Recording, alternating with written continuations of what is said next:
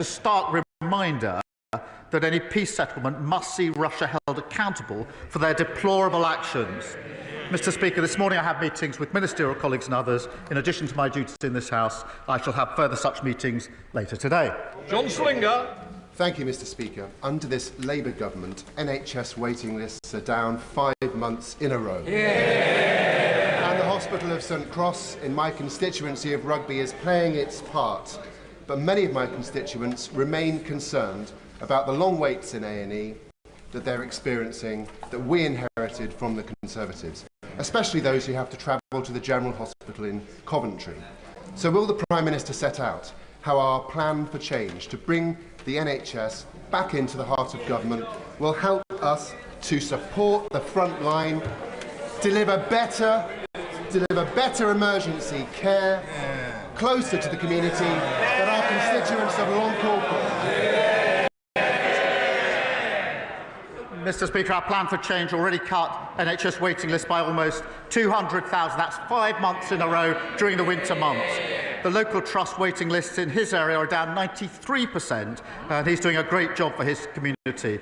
We've already delivered 2 million extra appointments that we promised because of the record investment in the budget. The party opposite can't have it both ways. If they welcome NHS investment, they can't criticise raising the money to pay for it. Leader of the Opposition, Kemi Badenoch. Mr. Speaker, in 30 minutes, we will hear the Chancellor's emergency budget. Even the Home Secretary's husband calls it an emergency budget, as she scrambles to fix the mess she made last October. But first, let's turn to another government minister who is making a mess of her brief, the Education Secretary. Why did Labour MPs vote against banning phones in schools last week? Prime Minister. Because it's completely unnecessary. I've got teenage children. Almost every school bans phones in school. They do it already. We need to concentrate on what's really important here, which is getting to the content that children shouldn't be accessing. That's where I would genuinely like to work across the House, because I think there's a huge amount of work to do. But the battle is not with schools that are already banning phones in school. The battle, and this is an important emerging battle, is to work together to ensure that we can ensure that the content that children are accessing, wherever they are, is suitable for their age. Mr. Speaker, we can look at the content, but if the ban is unnecessary, then why is it that they've started a review? Just last week, his Education Secretary called a ban a bit gimmick, yet teachers and head teachers say the evidence already shows that schools that ban phones get better results. And he's wrong. Not all schools do this. Only 1 in 10 schools are smartphone-free. So will he U-turn on this? We need to ensure that all schools do this, but the vast majority do. Look, it is really important that we focus on the battle we have to have with mobile phones, which is the content that children are able to access. And we need to ensure that that is controlled wherever they are. So it's a question of having the right battle on the right issue, not wasting time on something where almost all schools are already banning mobile phones. Mr. Speaker, I'm surprised that the Prime Minister would say this. His own government evidence says that phones disrupt nearly half of GCSE classes every single day. Discipline is the #1 issue in many schools. Under the Conservatives, schools became twice as likely to be good or outstanding after going through our behaviour programme. So why did the Education Secretary abolish that programme? Prime Minister. Well, Mr. Speaker, she talks about the record of the last government. Under their watch, 1/3 of children started school without appropriate level development, and that is not being able to use a knife and fork. 1/4 left primary school without the required standard of reading, writing and maths, and 1 in 5 was regularly absent. That's why we're pushing up standards, more information from Ofsted, transparency for parents, more interventions where schools need it. Mr. Speaker, he's not answering the question about discipline in schools because he doesn't care about discipline in schools. Everything he does is ideological, and his decisions are costing schools so much. The national insurance hike means every state school in the country has to pay more for teachers. The Education Secretary promised to compensate schools in full for the jobs tax. Why hasn't it happened? Prime Minister. Mr. Speaker, it was Labour that introduced academies. We pushed up standards.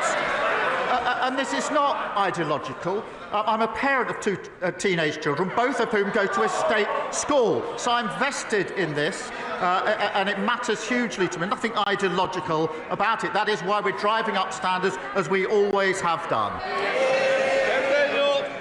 Mr. Speaker, he didn't answer the question about compensating schools for the jobs tax. That is costing schools a lot of money. The CEO of the United Learning Group says the grant that they gave is 20% short. Some schools will face shortfalls of up to 35%. Can he guarantee that no teacher will lose their job as a result of his jobs tax? Mr. Speaker, with this government at the budget that put a record amount into our schools, just as we put a record amount into our NHS and into our public services, we were utterly failed under the last government.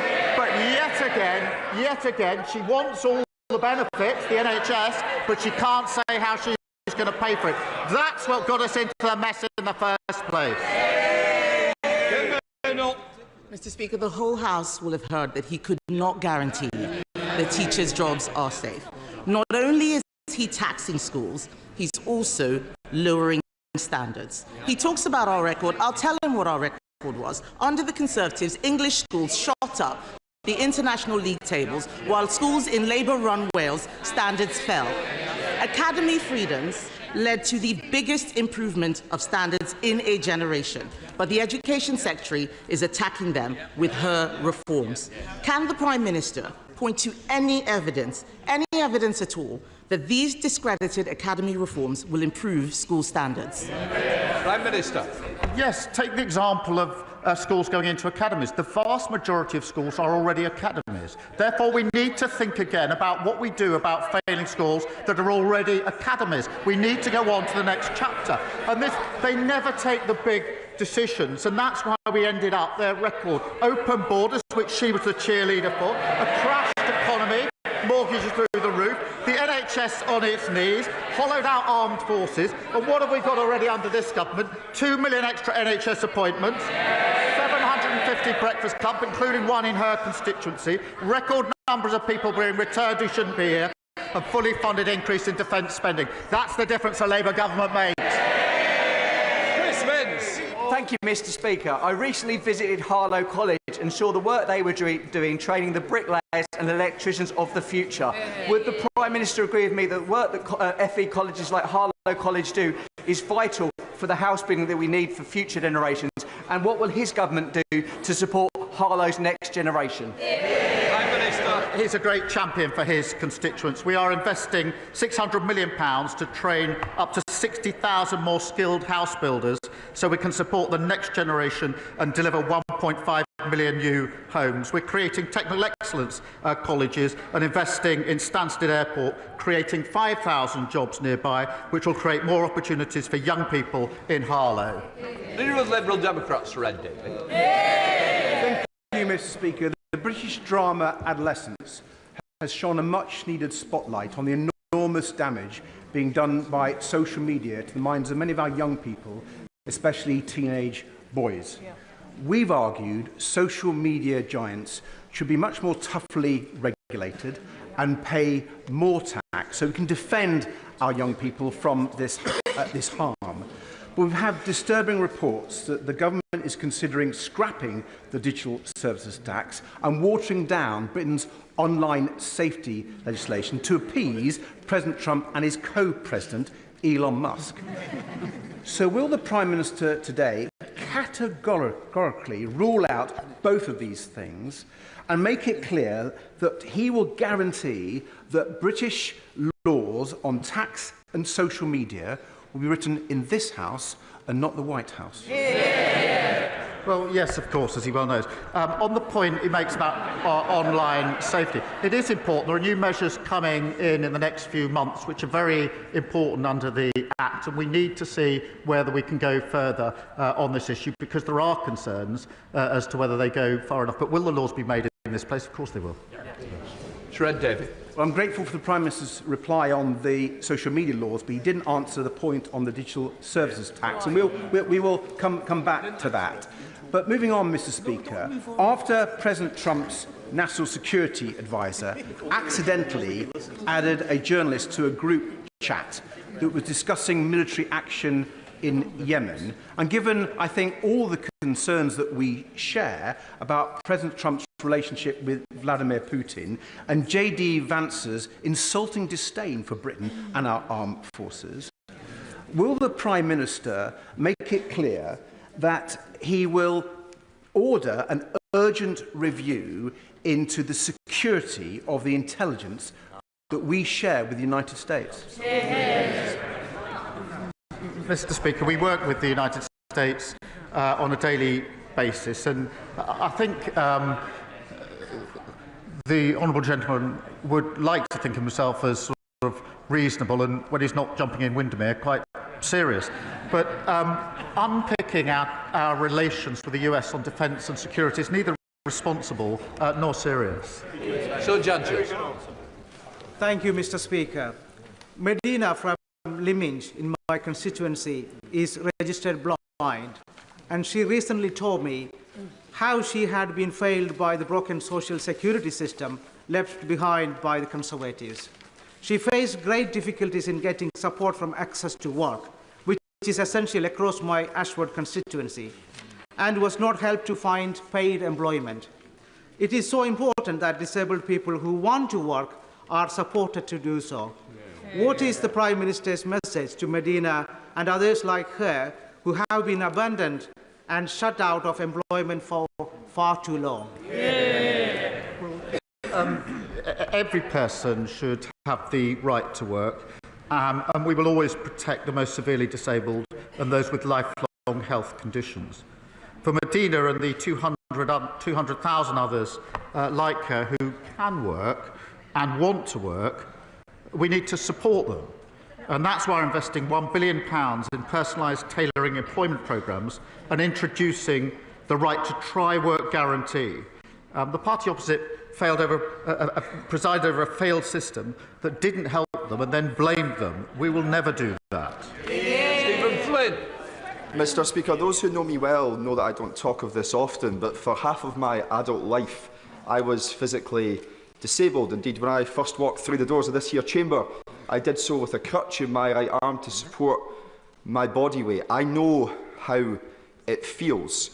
Right now in Scotland, some 55% of children living in poverty have a member of their household who is a disabled person. So can the Prime Minister explain to me, actually no, can the Prime Minister explain to those children how the Labour Party making mum and dad poorer will lift them out of poverty? Well, I'm grateful to him for sharing his personal experience on this, and he's right to do so. My family has had living with disability for many years as well, so I do understand the human element of this. We do need to give support to those that need it. We do need to help those who want to work into work, and we need to be clear that those who can work should work. In England, we inherited a failed system that couldn't be defended, but it's also failing in Scotland. 84,000 young Scots, he focuses on young people, that's 15% of young Scots not in employment, education or training. That is terrible. Almost 300,000 Scots economically inactive due to temporary or long-term illness. Now, what we're doing is taking the steps to help people into work, £1 billion of employment support. They have record funding under the government, under the budget. What are they going to do to help the young Scots who have been failed by their government? Andrew Ranger. Thank you, Mr. Speaker. The Wrexham and Flintshire Investment Zone is one of the flagship examples of how when this government talks about kick-starting economic growth, it means it. This £160 million plan will breathe new life into the local economy, create 6,000 good local jobs, meaning that for young people in Wrexham, they will be able to find more opportunities on their doorstep. Will the Prime Minister join with me in welcoming this important development for North Wales and the potential it unlocks? Yeah. Well, it is really important that we unleash the economic potential of North Wales, including kick-starting the investment zone, backed by major businesses, Mr Speaker, like Airbus and JCB, to leverage £1 billion of private investment, investing £975 million to benefit aerospace workers at Broughton, where I met the fantastic young workers there, and securing £1 billion investment in Shotton Mill, securing 300 jobs on Deeside. And we put a record amount of money into the Welsh Government at the budget, a budget decision which was opposed by Plaid. Sir Julian Lewis. Question number 3, Mr Speaker. Prime Minister. The Right Honourable Member asks about shale gas. There are very real economic and environmental consequences to fracking, and communities have clearly said no. Sir Julian. I'm sorry, but that answer had nothing to do with my question, which was to ask why the government are ordering the permanent sealing of Britain's only 2 shale gas wells. The government is perfectly entitled on environmental grounds to not exploit such wells in normal conditions. But does he not recognise that in a desperate situation such as an international conflict where other sources of power were cut off from us, taking a decision now to concrete these things over so that a future government could not use them is an extremely irresponsible and reckless behaviour? He knows there are real consequences of fracking, as I've set out. But what we need to do to secure our independence and lower bills and the next generation of jobs is move at speed to renewable energy. And that's why I'm pleased there's record investment coming into renewable energy so that tyrants like Putin can't put his boot on our throat. Now, if the party opposite don't want to support that investment, they should say so. Thank you, Mr Speaker. Would the Prime Minister join me in thanking colleagues from across the House and the excellent clerks and staff who have spent the last few months working on the Assisted Dying Bill Committee? And would he agree with me that if the law is to change on assisted dying, it's extremely important that it is implemented as soon as it is safe and practicable to do so? Can I congratulate all colleagues working on this bill and taking part in the debate? It is an important issue on which there are different views across the House and within parties. The bill is a matter for the House, but it is the government's role to ensure every piece of legislation that passes through Parliament is effective and workable. So we will continue to work with my honourable friend as the bill sponsor to do that, in the same way, Mr Speaker, we would for every private Member's bill which passes second reading, and if Parliament chooses to pass this bill, the government will implement it in a way that is safe and practicable. Bradley Thomas. Thank you, Mr Speaker. Acorns Children's Hospice provides compassionate care to very young cancer patients and their families across Bromsgrove and the villages, yet it faces a staggering £416,000 increase in national insurance contributions as a result of choices made by this government. With no exemption for hospices and no uplift in non-capital funding, this means that the charity will have to draw from charitable donations made by the public, and this will affect frontline services. This is not right. Will the Prime Minister take this opportunity to right this wrong and exempt hospices from this tax? We are investing £100 million for adult and children's hospices to improve facilities, equipment and accommodation, as well as £26 million in funding through the Children's Hospice Grant. But their cries and moaning would have a lot more value if they started their questions with an apology for crashing the economy in the first place. Jacob Collier. Thank you, Mr Speaker. roads in Burton, Uttoxeter and across Staffordshire are littered with potholes. Local people are forking out thousands because of the Conservatives' neglect and incompetence. And that's despite this Labour government giving Tory Staffordshire County Council £39 million to get the job done. Does the Prime Minister agree with me that the people of Staffordshire deserve better than roads with more dimples than a Staffordshire oat cake? Prime Minister. Look, he's right. Potholes are a real nuisance. And if you're using your car for work or your van and you hit a pothole, you're looking at a bill of several hundred pounds, which is unbudgeted for so many working families. That's why we're handing the West Midlands Combined Authority an additional £8.6 million to help repair their roads, part of a record £1.6 billion invested across the country. On top of that, Mr Speaker, every council must now publish how many potholes they've filled so we can show that we're making progress and that we're delivering something that didn't happen under last government. John Cooper. Mr Speaker, thank you. When he was Director of Public Prosecutions, the Right Honourable Gentleman would not, I think, have sat comfortably in the cabinet of Prime Minister Cameron. But incredibly, in Scotland, we have a situation where the head of prosecutions there, the Lord Advocate, does sit in cabinet. This has been thrown into sharp focus lately with a police probe into the finances of the SNP. It's further been thrown into sharp focus because ultimately, although not personally involved, the Lord Advocate does ultimately sit at the head of the investigation into the former First Minister, Nicola Sturgeon. She faced potential criminal charges. This situation has been created by the SNP. They will not fix it. Does it sit with this House to amend this situation? Yeah. Prime Minister. Well, I'm grateful to this is a really important issue, and Labour in Scotland have been clear that they'd separate this role. That's the right thing to do for the reasons that have just been articulated. It's the obvious thing to do, and that's obviously what we do in England and Wales. Now, there have been calls for a review on this since 2021, but the SNP has not acted fast on those reviews. They really do need to bring forward proposals now to deal with the problems been sitting there for a very, very long time.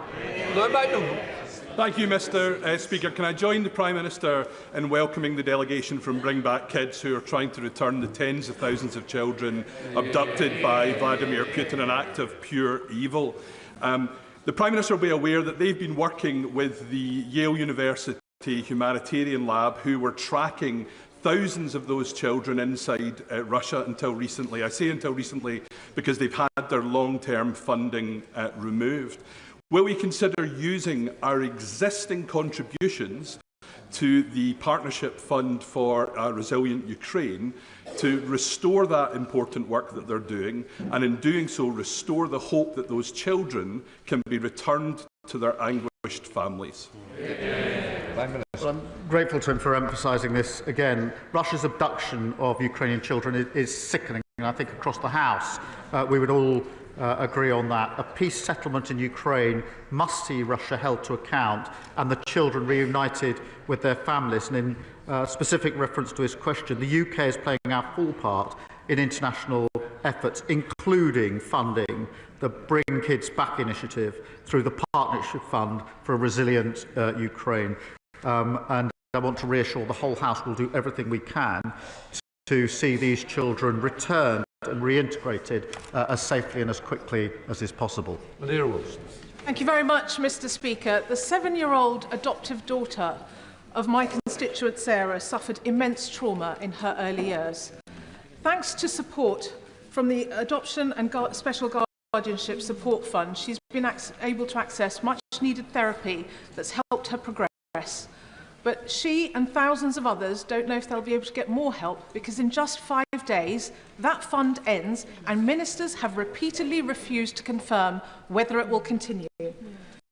So can the Prime Minister give a cast-iron guarantee to vulnerable children, adoptive parents and kinship carers that he won't cut this fund, and so that, in Sarah's words, she can give her daughter the absolute best second chance in life she deserves? Well, we will set out details just as soon as we can on the basis of the principles that I set out earlier. The scheme overall, in terms of welfare, is not defendable on terms, but it must be a scheme that supports those that need it, and the details will be set out. Thank you very much, Mr. Speaker. While our nation was being engulfed last year by racist riots in Slough, Christians, Hindus, Jews, Sikhs, people of faith and no faith openly declared that if anybody tried to attack a mosque in our town, we'd stand in solidarity with our local Muslim community to protect it. However, since then, many have become more fearful with a rise in Islamophobic attacks, including this month at a mosque in Aberdeen. So can my right honourable friend the Prime Minister confirm to the country what steps is the government taking to tackle such hate crime and promote community cohesion so that those seeking to divide our British society are not allowed to succeed? Well, I thank him for his question. He does great work to bring our communities together, especially in Slough. Look, any form of racial or religious-based hatred is abhorrent and has no place in society. We have set aside over £50 million to protect faith communities and freedom of worship. That's the right thing to do. It's a shame that we have to do it. And our £15 million Community Recovery Fund has been supporting communities affected by the disorder last summer. Again, the right thing to do, but it's a shame that we have to do it. Sir Roger Gale. Mr. Speaker, the problems faced by Heathrow earlier in the week have highlighted again the fact that since the closure of Manston Airport in Kent, South East lacks a major diversion facility. Now, one diversion facility would not, of course, have compensated for the closure of Heathrow, a major hub airport. But would the Prime Minister agree that with the reopening of Manston planned for October 2028, there will be a significant contribution to resilience of aviation in the South East? Well, look, he's right to raise the concern about the situation in Heathrow. I think everybody is very concerned by what happened last week. There are clearly questions that need to be answered on a number of fronts in relation to what happened, and an investigation is ongoing. But I'm not going to announce particular parts of our policy and strategy here at this stage. Irene Campbell. Thank you, Mr. Speaker.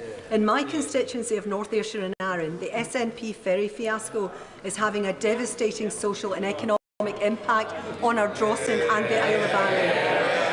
As well as building a Calmac ferry that doesn't fit into the existing harbour, the Fraser of Allender Institute estimates that the disrupted ferries cost the Isle of Arran £170,000 of lost revenue per day. Does the Prime Minister agree with me that the SNP government needs to find a rapid solution to swiftly address this serious situation? I thank her for fighting SNP incompetence on behalf of her constituents. Yet again, the SNP are failing island communities. Hospital appointments are being missed and livelihoods destroyed. And Scotland has a proud history of shipbuilding and engineering. The SNP should be supporting Scottish workers and focusing on delivering for our communities. Vicky Slade. Thank you, Mr. Speaker. Camphor Magna in my constituency is proposed as a site for a new energy from waste incinerator, which will burn 260,000 tonnes of waste a year, more than the whole of Dorset's use. And I'm concerned that as we reduce our levels of waste with the brilliant new plans to recycle more, we're going to end up having to feed the monster. The area already has 95% of the capacity. So does the Prime Minister agree with me that we shouldn't allow new plants where we already have sufficient capacity, or where carbon capture is not going to be included? I hope she'll forgive me. The details of the particular incinerator she speaks of, I don't know the details. I'm not across that. But I will make sure that she gets an answer to her question in written form as soon as possible. Chris MacDonald. Thank you, Mr. Speaker. Can I commend my right honourable friend for his leadership on Ukraine, showing that the UK is once again at the forefront of protecting democratic freedoms. Does he agree with me that as our defence spending increases, we need to support our supply chain companies to increase their capability, creating good jobs and apprenticeships in places like Stockton North and across the country? And will he meet with me and our Teesside Defence and Innovation Cluster that I've established, which is helping to create that new defence capability for the UK? Prime Minister. Well, Mr. Speaker, this is a once-in-a-generation moment for security of our country and our continent. We've set out that fully funded increase in defence spending to 2.5% in 2027, the biggest sustained boost since the Cold War. But that must benefit British jobs and British businesses, and that's why I'll make sure that he gets the meeting that he wants with the relevant minister. Jerome Mayo. In October last year, the Chancellor delivered a massive tax, borrow and spend budget. Now her plans have collapsed around her ears with an emergency budget to cut that spending. So has the time now come, Mr. Speaker, for the Prime Minister to state in public that he has full confidence in the Chancellor? I have full confidence in the Chancellor. Thank you. Thank you very much, Mr. Speaker. Albion Rovers has been a football institution in Coatbridge since 1882. However, following relegation and the lack of financial support for teams leaving professional leagues, it now faces a deeply perilous situation, risking the very future of one of Scotland's oldest football clubs. Does my right honourable friend agree that clubs like Albion Rovers are integral to the fabric of our communities? And will he join me in encouraging all parties to be solution-focused on this matter and encourage football authorities to strengthen our clubs in the lower leagues to help protect their future? Well, he's a superb local champion, and regardless of which club any of us support, they share a love of the game, and they are at the heart of our communities, and Albion Rovers is exactly that, a huge point of local pride, and I'd encourage all efforts to secure the future of the club. Final question, Dr. Keir Muller. Thank you, Mr. Speaker. We're joined in Parliament today by Katie Brett, whose 16-year-old sister Sasha was raped and stabbed to death. Aisha Hussain, whose cousin Jan, was killed by a sex offender and stored her body in a freezer. Paula Hudgell, whose adopted son Tony lost his lower legs as a result of child cruelty, and Becky and Glenn Ewins, whose daughter Violet Grace was killed by a hit-and-run driver who spent barely more time in prison than she was alive. Supporting them are Jeremy and Susan Everard, who received justice for the murder of their daughter, Sarah, but who know too many others do not. They've come together to say with one voice that it's time for us to start ensuring sentences truly deliver justice for victims and their families. Would the Prime Minister agree to meeting with them in future to hear their stories firsthand? Well, can I thank him for raising this issue? The courage of these campaigners after simply appalling cases is astounding, and I find it humbling. I'm pleased the Minister for Victims will be meeting the group, I think, today, and I look forward to meeting them in the future, because we must prioritise victims and make sure sentences punish offenders and protect the public. So thank him for raising this really important set of cases.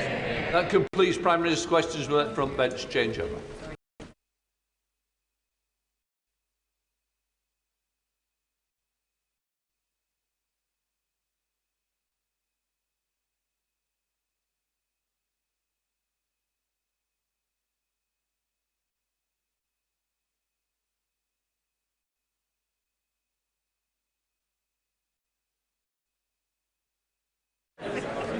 Right, we now come to the spring statement. Chancellor of the Exchequer, Rachel Reeves. Mr. Speaker, this Labour government was elected to bring change to our country, to provide security for working people and to deliver a decade of national renewal. That work began in July, and I am proud of what we have delivered in just 9 months.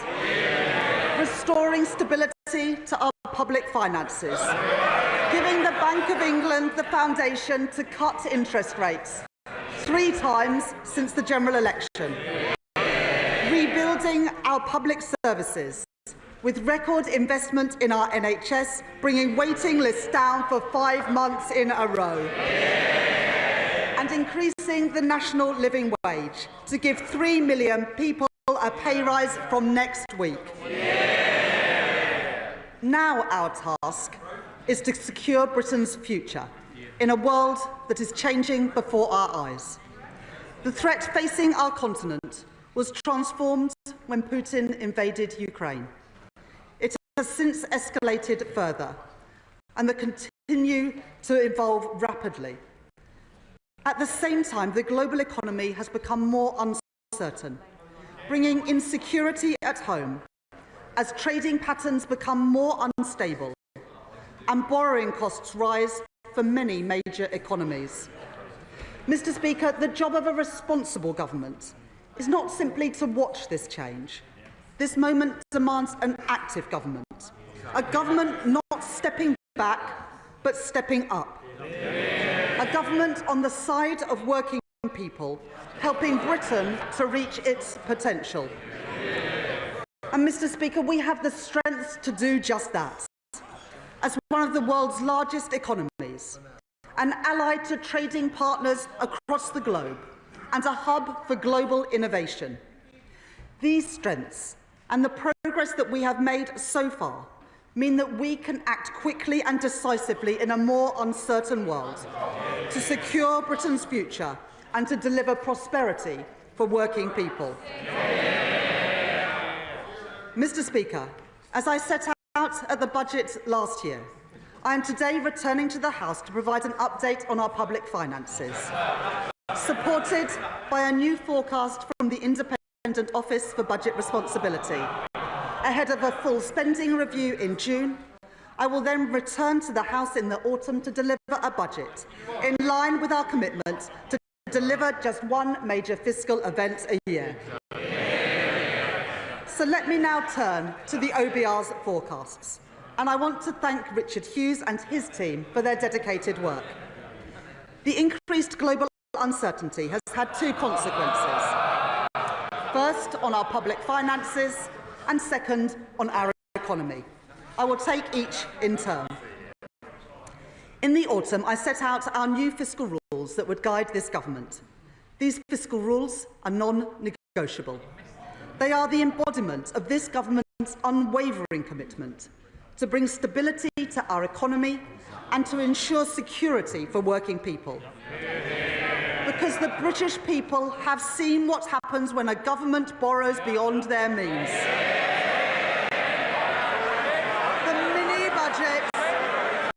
The mini-budget delivered by the party opposite resulted in higher bills, in higher rents and higher mortgages.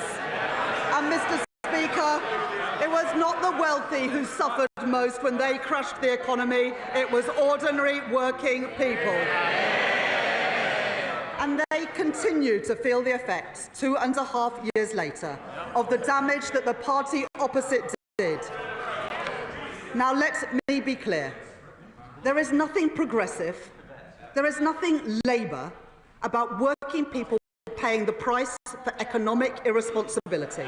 The British people put their trust in this Labour government because they knew that I would never take risks with the public finances, that we would never do anything to put household finances in danger, and we must earn that trust every single day.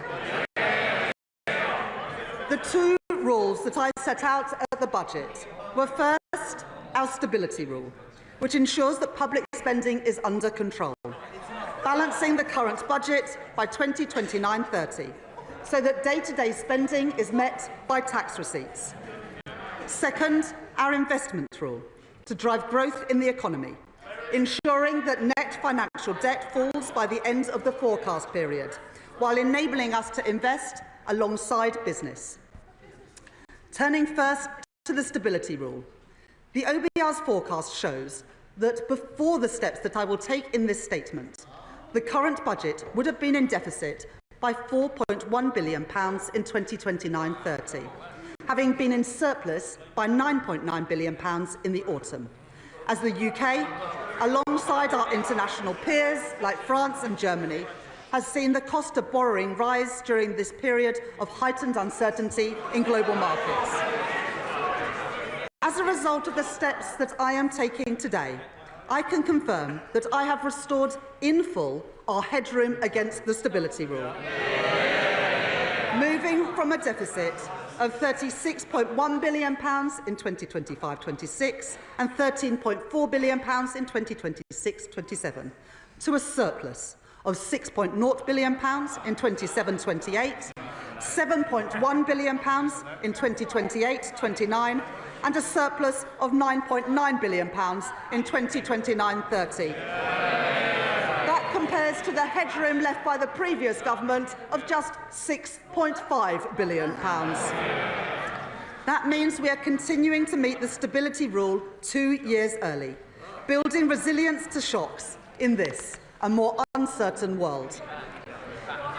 The OBR forecast that the investment rule is also met 2 years early, with net financial debt of 82.9% of GDP in 25-26 and 83.5% in 26-27, before falling to 83.4% in 27-28, in 83.2% in 2028-29, and then to 82.7% in 2029-30, providing headroom of £15.1 billion in the final year of the forecast, broadly unchanged from the autumn.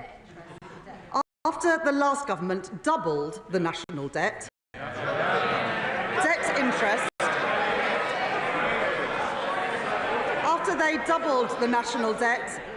interest payments now stand at £105.2 billion this year. Mr. Speaker, that is more than we allocate to defence, the Home Office and the Ministry of Justice combined. That is the legacy of the party opposites. So the responsible choice is to reduce our levels of debt and borrowing in the years ahead, so that we can spend more on the priorities of working people, and that is exactly what this government will do. Mr. Speaker, I said that our fiscal rules were non-negotiable, and I meant it. I will always deliver economic stability, and I will always put working people first. I said it at the election, I said it at the budget, and I say it again today. Let me now set out the steps that the government has taken. At the budget, we protected working people by keeping our promise not to raise their rates of national insurance, income tax or VAT. At the same time, we began to rebuild our public services after the party opposite left a £22 billion black hole in our public finances. Ours were the right choices for stability and the right choices for renewal, funded by the decisions that we took on tax. As I promised in the autumn, this statement does not contain any further tax increases. But when working people are paying their taxes while still struggling with the cost of living, it cannot be right that others are still evading what they rightly owe in tax. In the budget, I delivered the most ambitious package of measures that we have ever seen to cut down on tax evasion, raising £6.5 billion per year by the end of the forecast. Today, I go further, continuing our investment in cutting-edge technology, investing in the HMRC's capacity to crack down on tax avoidance, and setting out plans to increase the number of tax fraudsters charged every year by 20%. These changes raise a further £1 billion, taking the total revenue raised from reducing tax evasion under this Labour government to £7.5 billion. These figures are verified by the Office for Budget Responsibility, and I want to thank my honourable friend, the Exchequer Secretary, for his continued work in this area. Mr. Speaker, last week, my right honourable friend, the Secretary of State for Work and Pensions, set out this government's plans to reform the welfare system. The Labour Party is the party of work.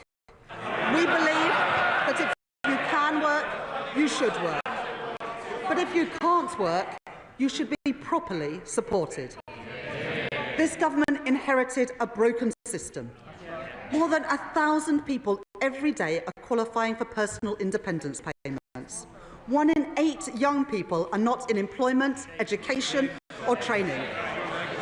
If we do nothing, we are writing off an entire generation. That cannot be right, and we will not stand for it. It is a waste of their potential and it is a waste of their futures, and we will change it. As my right honourable friend said in her statement last week, the final costings would be subject to the OBR's assessment. Today, the OBR have said that they estimate that the package will save £4.8 billion in the welfare budget, reflecting their judgments on behavioural effects and wider factors.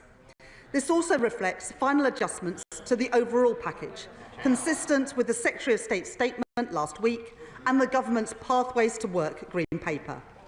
The Universal Credit Standard Allowance will increase from £92 per week in 25-26 to £106 a week by 29-30, while the Universal Credit Health element will be cut for new claimants by around 50% and then frozen.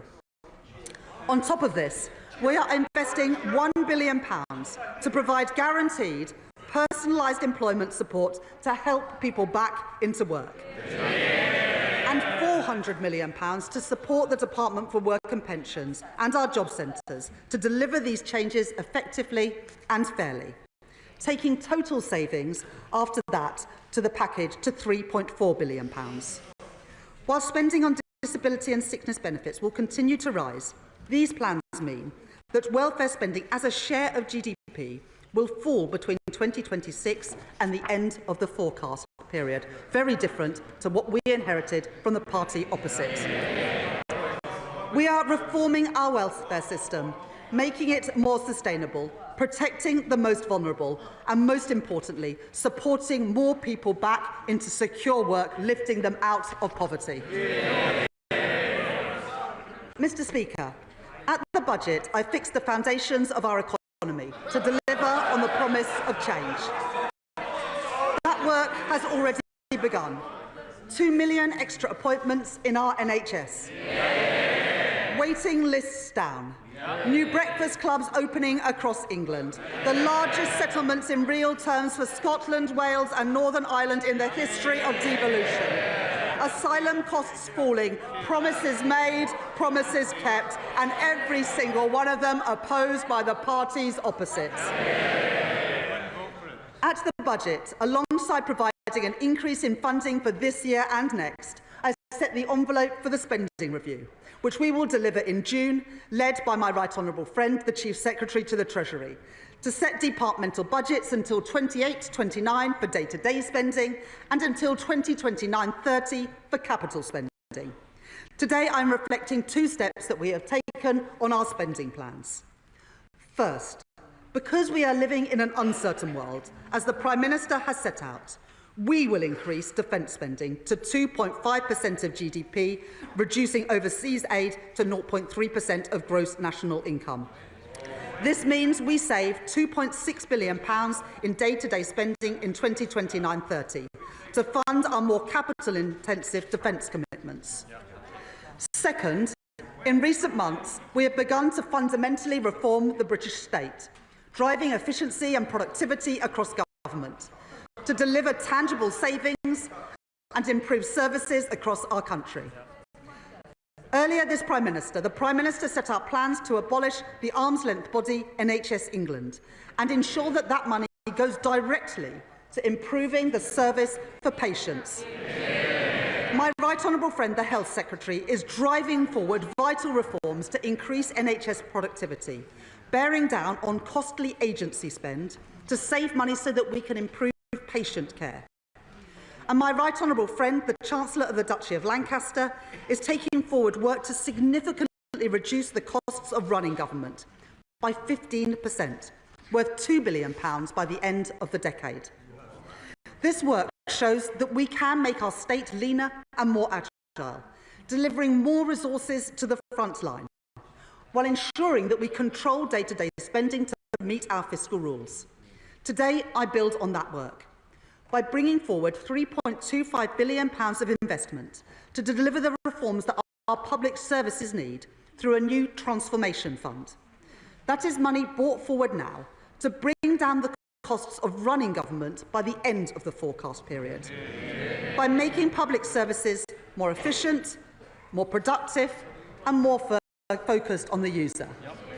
I can confirm today the first allocations from this fund, including funding for voluntary exit schemes to reduce the size of the civil service, pioneering AI tools to modernise the state, investment in technology for the Ministry of Justice to deliver probation services more effectively, and upfront investment so we can support more children into foster care to give them the best possible start in life and reduce cost pressures in the future.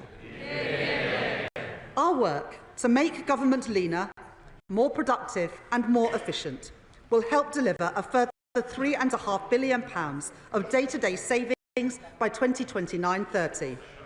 Overall, day-to-day spending will be reduced by £6.1 billion in 2029-30. And it will now grow by an average of 1.2% a year above inflation, compared to 1.3% in the autumn.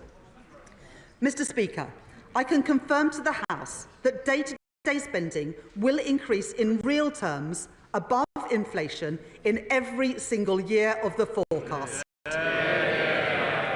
And in the spending review, apart from the reductions in overseas aid, day-to-day spending across government has been fully protected. I can also confirm our approach to capital investment. In the autumn budget, I announced £100 billion of additional capital spending to crowd in investment from the private sector, to fix our crumbling infrastructure, and to create jobs in every corner of our country. Today, I am not cutting capital spending, as the party opposite did time and time again, because that choked off growth and it left our school roofs literally crumbling. That was the wrong choice. It was the irresponsible choice. It was the Tory choice. Today, I am instead increasing capital spending by an average of £2 billion per year compared with the autumn, to drive growth in our economy and to deliver in full our vital commitments on defence. This government will ensure that every pound we spend will deliver for the British people by increasing productivity, driving growth in our economy and improving our frontline public services. Mr. Speaker, let me turn now to the impact of increased uncertainty on our economy. To deliver economic stability, we must work closely with the Bank of England, supporting the Independent Monetary Policy Committee to meet their 2% inflation target. There have been 3 interest rate cuts since the general election, and today's data showed that inflation fell in February. Having peaked at 11% under the previous government, the OBR forecast that CPI inflation will average 3.2% this year before falling rapidly to 2.1% in 2026 and meeting the 2% target from 2027 onwards, giving families and businesses the security that they need and providing our economy with the stable platform it needs to grow. Mr. Speaker, earlier this month, the OECD downgraded this year's growth forecast for every G7 economy, including the UK. And the OBR have today revised down our growth forecast for 2025, from 2% in the autumn to 1% today. I am not satisfied with these numbers, and that is why we on this side of the House are serious about taking the action needed to grow our economy. Backing the builders, not the blockers, with a 3rd runway at Heathrow Airport and the Planning and Infrastructure Bill. Increasing investment with reforms to our pension system and a new national wealth fund. And tearing down regulatory barriers in every sector of our economy. That is a serious plan for growth. That is a serious plan to improve living standards. That is a serious plan to renew our country. Mr. Speaker, a changing world presents challenges, but it also presents new opportunities for new jobs and new contracts in our world-class defence industrial centres, from Belfast to Deeside and from Plymouth to Rosyth. In February, the Prime Minister set out our government's commitment to increase spending on defence to 2.5% of GDP from April 2027, the biggest sustained increase in defence spending since the end of the Cold War, with an ambition to spend 3% of GDP on defence in the next Parliament. That was the right decision in a more insecure world, putting an extra £6.4 billion into defence spending by 2027. But we have to move quickly in this changing world, and that starts with investment.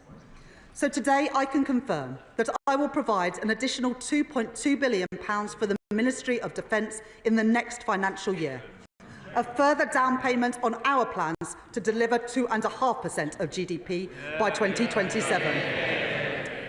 This additional investment is not just about increasing our national security, but increasing our economic security too. As defence spending rises, I want the whole country to feel its benefits. So I will now set out the immediate steps that we are taking to boost Britain's defence industry and to make the UK a defence industrial superpower. We will spend a minimum of 10% of the Ministry of Defence's equipment budget on new novel technologies, including drones and AI-enabled technology, driving forward advanced manufacturing production in places like Glasgow, in Derby and in Newport, creating demand for highly skilled engineers and scientists, and delivering new business opportunities for UK tech firms and start-ups. We will establish a protected budget of £400 million within the Ministry of Defence, a budget that will rise over time for UK defence innovation, with a clear mandate to bring innovative technology to the front line at speed. And we will reform our broken defence procurement system, making it quicker, more agile and more streamlined, and giving small businesses across the UK better access to Ministry of Defence contracts, something welcomed by the Federation of Small Businesses.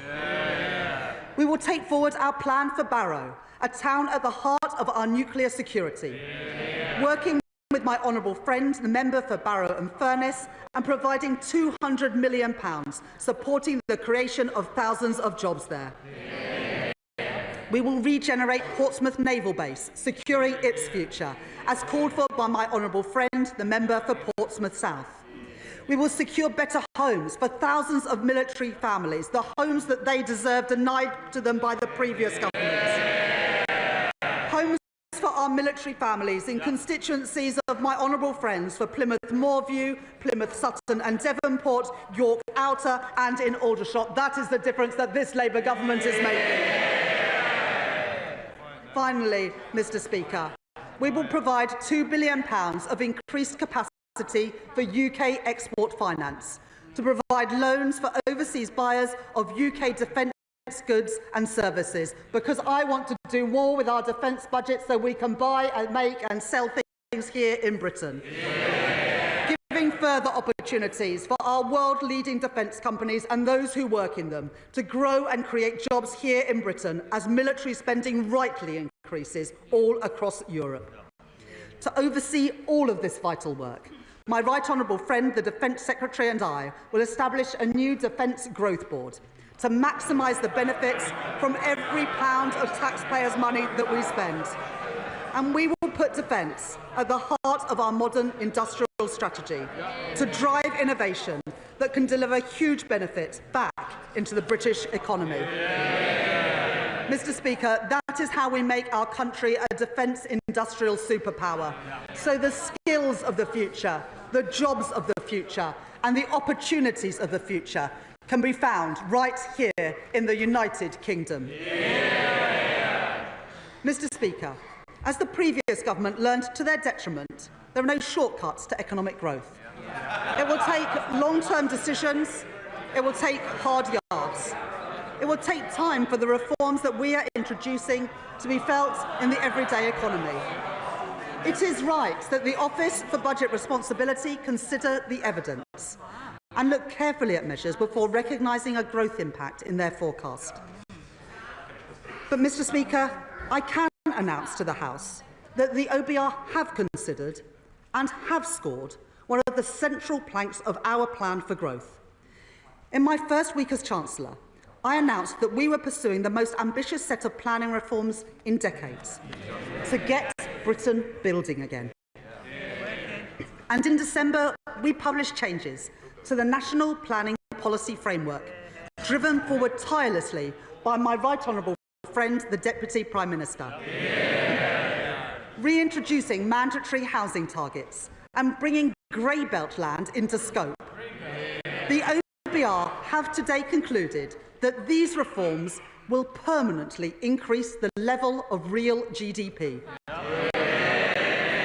by 0.2% in 29-30, an additional £6.8 billion for our economy, and by 0.4% of GDP within 10 years, an additional £15.1 billion in our British economy. Mr. Speaker, that is the biggest positive growth impact that the OBR have ever reflected in their forecast for a policy with no fiscal cost. And taken together with our plans to increase capital spending that we set out in the budget last year, this government's policies will increase the level of real GDP by 0.6% in the next 10 years. Mr. Speaker, that is the difference that this Labour government is making. Policies to grow our economy. Promises by a Labour government, delivered by a Labour government, opposed by the parties opposite. Mr. Speaker, the planning system that we inherited was far too slow. The OBR have concluded that our reforms will lead to house building reaching a 40-year high. 305,000 homes a year by the end of the forecast period. And changes to the National Planning Policy Framework alone will help build over 1.3 million homes in the UK over the next 5 years, taking us within touching distance of delivering our manifesto promise to build 1.5 million homes in England in this Parliament. Homes promised by this Labour government, homes built by this Labour government, homes opposed by the parties opposite. The impact on our economy goes further still. I said at the election that we could not simply tax and spend our way to prosperity. We need economic growth. So I can today confirm that the effect of our growth policies, including our planning reforms, means an additional £3.4 billion to support our public finances and our public services by 2029-30. The proceeds of growth, promised by this Labour government, delivered by this Labour government, opposed by the parties opposite. Mr. Speaker, earlier this week, we provided an additional £2 billion of investment in social and affordable homes next year, delivering up to 18,000 new homes and allowing local areas to bid for new development across our country, including sites in Thanet, in Sunderland and in Swindon. More security for families across our country, promised by this Labour government, delivered by this Labour government and opposed by the parties opposite. And to build these new homes, we need people with the right skills.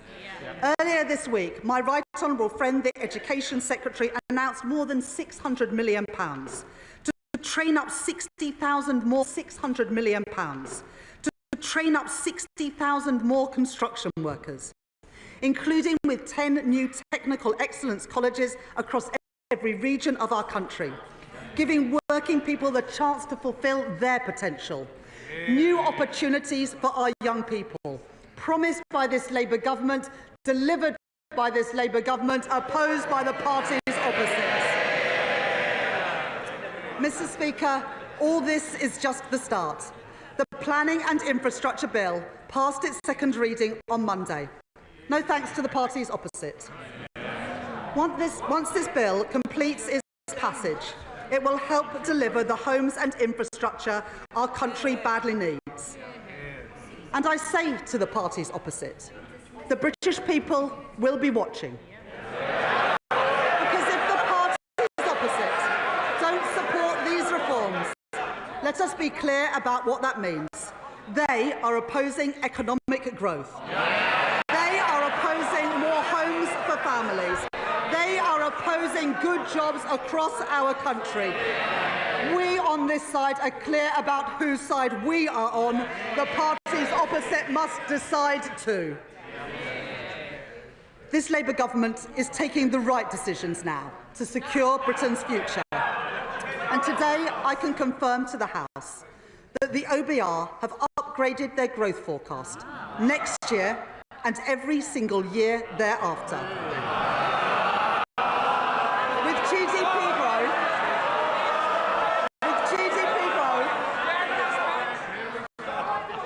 With GDP growth of 1.9% in 2026, of 1.8% in 2027, 1.7% in 2028 and 1.8% in 2029. Mr. Speaker, by the end of the forecast, our economy is larger compared to the OBR's forecast at the time of the budget. That is the difference that this Labour government is making. But, Mr. Speaker, this isn't just about lines on a graph. It's about improving people's lives.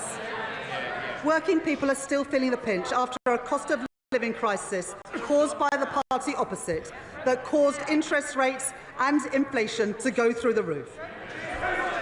So I am pleased that the OBR confirmed today that real household disposable income will now grow this year at almost twice the rate expected in the autumn.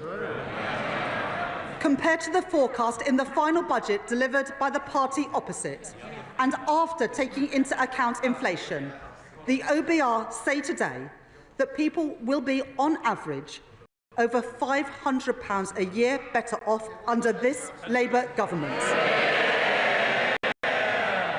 That will mean more money in the pockets of working people, higher living standards promised by this Labour government, delivered by this Labour government, opposed by the parties opposite. Mr. Speaker, the world is changing. We can see that and we can feel it. A changing world demands a government that is on the side of working people, acting in their interest, acting in the national interest. Not retreating from challenges, not stepping back, but a government with the courage to step up, to secure Britain's future and to seize the opportunities that are out there before us. I am impatient for change. The British people are impatient for change after 14 years of failure. And we are beginning to see change happen. Our plan for change is working. Defence spending is rising. Waiting lists are falling. Wages are up. Interest rates are cut. That is the difference that this Labour government is making. And today, Mr. Speaker, the OBR confirm that our plan to get Britain building will drive growth in our economy and put more money in people's pockets.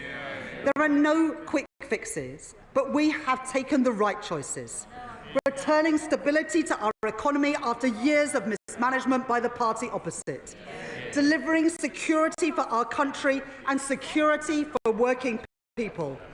That is what drives this government. That is what drives me as Chancellor. That is what drives the choices that I have set out today. And I commend this statement to the House. Shadow Chancellor Mel Stride. Mr. Speaker, at the last budget, the Right Honourable Lady said that she would bring stability to the public finances. Stability to the public finances. But this statement, more appropriately referred to as an emergency budget, has brought her to a cold, hard... Can I just say to you, quite rightly I want to hear to the Chancellor. I now want to hear the Shadow Chancellor. I don't need any help. Thank you, Mr. Speaker. This emergency budget, Mr. Speaker, has brought the Right Honourable Lady to a cold, hard reckoning. She has become very fond recently to talk about the world having changed. Well, indeed it has, Mr. Speaker. This country was growing at the fastest rate in the G7 only about a year ago. And just as the OECD and the Bank of England and other forecasters, and now we learn today, the OBR have stated, growth has been halved in this year, cut in two as a consequence of the decisions and the choices that the Right Honourable Lady made on her watch. Inflation, which was down to 2%, bang on target on the very day of the last general election under a Conservative government. We are now told this year will be running at twice the level as was forecast under ourselves in 2024. This is going to mean prices bearing down on households and on businesses right across the country because of her choices.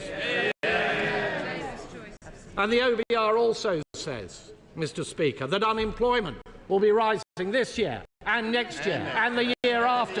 And in fact, across the forecast period, it will not decline at all. So much for the Right Honourable Lady's back-to-work plans. And we have already seen, Mr. Speaker, what it means when it comes to controlling borrowing under this Chancellor. And yes, she has come forward now with a plan to squeeze spending later on in the forecast period. And she has, of course, told the OBR that these are the elements of spending restraint to which she will stick. But what do the markets think? And could I ask the Right Honourable Lady, given her track record, given the fact that she has failed to control spending and borrowing to date, what does she think the markets are going to make of her latest promises? But the Right Honourable Lady, Mr. Speaker, says, of course, that none of this is her fault. It is the war in Ukraine. It is President Trump. It is tariffs. It is President Putin. It is the Conservatives. It is her legacy. It is anybody but her. Well, what the British people know, Mr. Speaker, is that this is a consequence of her choices. She is the architect of her own misfortune. It was the Right Honourable Lady, Mr. Speaker, who talked down the economy. Who talked down the economy so that business surveys and confidence crashed through the floor. It was the Right Honourable Lady who confected the £22 billion black hole. A smokescreen that was only ever there in order to cover up for the fact that she and the Prime Minister reneged on their promises to the British people during the last general election. And a black hole that the OBR themselves, ironically at the government's behest, have said they will not legitimise. She chose to be reckless with a sliver of headroom against her fiddled targets. She borrowed and spent and taxed like it was the 1970s. Little wonder, Mr. Speaker, that the Chancellor has tanked the economy. Little wonder we have an emergency budget, all because of her choices. Now, the Chancellor likes to tour the television studios and tell everybody they should be thankful that she will not be ramping up taxes in this emergency budget as she did before. But that will be cold comfort to the millions up and down the country waiting in fear and trepidation for the start of the new tax year. Buckling under the burden of tax that will be rising to the highest tax burden on her watch in the history of our country. And so could I ask the Right Honourable Lady if, when she replies in a moment, she will give that much-needed reassurance, particularly to businesses, that she will not be ramping up taxes still further in the autumn. Even a basic economist, Mr. Speaker, knows that if you tax something, you get less of it. You don't need to have worked at the Bank of England for 10 years, Mr. Speaker, to know that. So what did the Chancellor tax? She taxed jobs and wealth creation. She's destroyed livelihoods, businesses, clobbered, big and small. Small companies, the backbone of our economy. Enterprise crushed on the altar of her ineptitude. The CIPD telling us a third of those businesses affected will shed labour. Morrison's losing 200 jobs, Tesco 400, Sainsbury's 3,000 jobs lost. No wonder the Federation of Small Business say that outside of the pandemic, business confidence has been left at its lowest level on record. But it's not just businesses, Mr. Speaker. It's charities, it's GPs, it's pharmacists, it's those who transport children who have special educational needs, and it is hospices caring for the sick and the dying. In this House, Mr. Speaker, the Labour Party had the opportunity yesterday and last week to stop that, but they voted our amendments down. And we will never let their constituents forget it. Mr. Speaker, if you ramp up taxes, if you ramp up borrowing and spending without any commensurate improvement in productivity, it leads to growing inflation. And inflation has been increasing on this government's watch. It means that interest rates stay higher for longer. The Chancellor just now trumpeted the fact that there had been 3 interest rate cuts since the Labour Party came to office. She knows full well there should have been more than that had she managed. She knows full well. She knows full well. She knows full well, Mr. Speaker. She knows full well that interest rates are higher for longer because of the choices that she took. And this has led, Mr. Speaker, to servicing costs for our national debt, which is running at twice the defence budget. And today we have learned from the OBR that debt interest is to increase still further. None of this money, Mr. Speaker, is going to be spent on public services. It will be going down the drain. Mr. Speaker, the real black hole, Mr. Speaker, the real black hole is not the one the Chancellor invented, it is the one the Chancellor created. It's not a central problem, Mr. Speaker, the fact that this Chancellor is a gambler. Even with her fiddled fiscal targets, she left way too little headroom. Way too little headroom. And it's not the truth that whilst the Right Honourable Lady said at the last budget that that was a once-in-a-Parliament reset, she rolled the dice on a wafer-thin margin, and she lost. Reckless with her fingers crossed, she fiddled the targets and she missed them.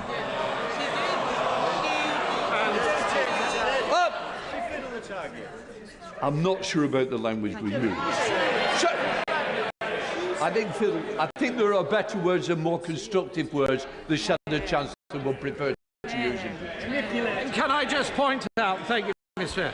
Can I just point out that all of her fiscal headroom disappeared, not just some of it. In fact, she went underwater to the tune of £4.1 billion. Mr. Speaker, reeling from one fiscal event to the next is not a way to run the public finances.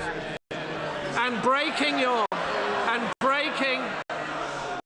breaking your fiscal rules to the extent that the Right Honourable Lady has in just 6 months is a public humiliation. Mr. Speaker, can I briefly focus on defence spending? We on this side of the House welcome the fact that, as we press the government to do, they will reach 2.5% of GDP by 2027. And we note the stepping stone along the way that the Right Honourable Lady has just announced. But we should go further than that. The 3% target should be brought forward to this Parliament. So can I ask the Right Honourable Lady, given the geopolitical tensions that she has raised, what provision has she made in her headroom, in her fiscal plans, for increasing defence spending more quickly in this Parliament if that proves necessary. And could I ask her, would she scrap the absurd Chagos deal and put that money behind our armed forces? Mr. Speaker, the economy is in a perilous state, but there was a different way. There were different choices on taxing and spending and borrowing and on productivity and on welfare. And let me just say a few words on welfare. It was the privilege of my life, Mr. Speaker, to have served as the Secretary of State for Work and Pensions. And when it came to welfare reform, with that privilege came a deep responsibility. The responsibility for welfare reform to be properly thought through with a very clear plan. So I know they don't like it because it's an alien idea, Mr. Speaker, to the party opposite, so that we can be fair to the taxpayer but equally fair to the many people up and down our country, some of whom are highly vulnerable. This was an approach on our watch that led to $5 billion of savings across the forecast period and 450,000 fewer people going on to long-term sickness and disability benefits as a direct consequence. And we would have gone further, much further, and we set out a clear plan, we set out a clear plan in our manifesto to do exactly that. But the party opposite rushed their changes. They had no plan. There was not a single mention of PIP, personal independence payments, in the Labour Party manifesto. When they got into office, they pussyfooted around and dithered. Why? Because it's deeply divisive within their rank and file. And then suddenly, when the Chancellor decided that she had run out of money, out the word went to find some savings in welfare, to scrabble around, to yank every lever possible. And the spectacle, frankly, Mr. Speaker, of what the OBR has said about the changes that were only announced last week by the Secretary of State for Work and Pensions is simply shambolic. Yeah.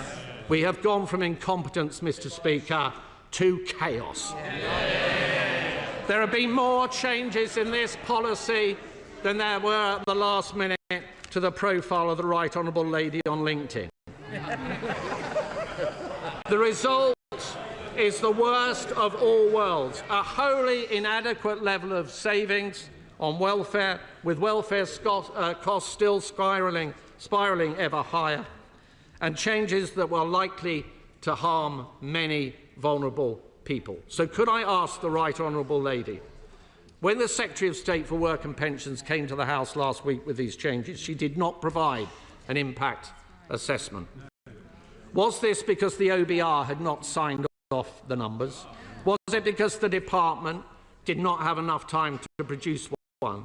Or was it only provided today, as many of us suspect, because this was thought to be a good time to bury bad news?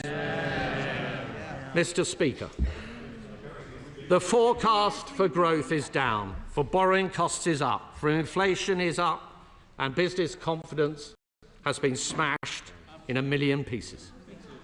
This Chancellor constantly trying to blame forces beyond her control. The right response is not to duck responsibility, but to build a resilient economy. The Right Honourable Lady would have us believe that that is what she is doing. But how can we believe this Chancellor? How can we trust this Chancellor? She is the Chancellor who said she would not increase borrowing, but she did. She said she wouldn't change her fiscal rules, but she did. She said she wouldn't put up national insurance, but she did. She said she wouldn't cut winter fuel payment, but she did. She said she wouldn't tax farmers, but she did. And she said she would not move to more than one fiscal event a year, and she just has. And now we are all paying the price of her broken promises. Today's numbers confirm it. We are poorer and we are weaker. To govern, Mr. Speaker, is to choose. And this Chancellor has made all the wrong choices.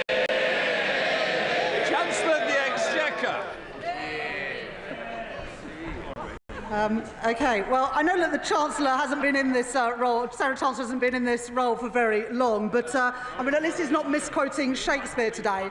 If this was a budget, then it would be the Leader of the Opposition responding. Now, I'm glad that she's still in her place. I know that she'll want to get back to her office for a lunchtime steak soon. But the right honourable gentleman, he talks about budgets. Let me remind the party opposite that the only emergency budget we have seen in recent years was in response to the party's disastrous mini-budget. A mini-budget that crushed the economy, sent mortgage bills spiralling and left a £22 billion black hole in our nation's finances.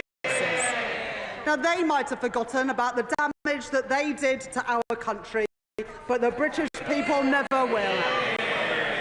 But as always, the Shadow Chancellor talked a lot, but he didn't offer a single alternative. He says he opposes our tax rises, but he can't tell us whether he would cut the NHS to reverse them.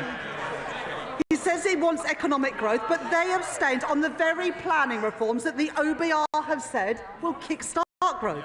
Now, Mr. Speaker, you don't change the country by abstaining, by sitting on the fence. You change the country by leading, by taking action, and that is what this government are doing. And Mr. Speaker, he says he wants businesses to trade, but he doesn't want us to talk to the second largest economy in the world, or indeed our biggest trading partners in the European Union. He simply isn't serious. 4 months into the job and he's got no clue. He wants to talk about growth, but he doesn't say anything about the fact that the OBR has upgraded growth next year and every single year after. He talks about pensioners, but he forgets that it's his party to scrap the triple lock, which we are protecting, and which will mean the state pension rising next month by over £400. And Mr. Speaker, he talks about wages, but he forgets the fact that we are boosting wages by boosting the national living wage from next month. And, Mr. Speaker, the Shadow Chancellor says nothing about living standards or this morning's fall in inflation, because the last Parliament was the worst on record, and the OBR today have revised up their forecast for family finances. Mr. Speaker, working people are always better off with Labour. Now, he is learning something, because at least this time he's asked a couple of questions, so let me respond to them. He asked what should the markets make. Well, what the market should see is that when I've been tested with a deterioration in the headroom, we have restored that headroom in full. That's the choices that I made. And he says that it's a slither of a headroom. Well, it's 50% more headroom than I inherited from the party opposite. When I was left with a slither of headroom, I rebuilt it after this government, last government, eroded it. That is the difference that we've made. And whilst they left the public finances and the public services a mess, we wiped the slate clean, which means we have the flexibility now to increase defence spending, as we have done in the as the leader of the Labour Party has done. The party opposite had 14 years to increase defence spending, and now they lately come to the party. And the Shadow Chancellor mentions welfare reform and his time at the Department for Work and Pensions. What a legacy.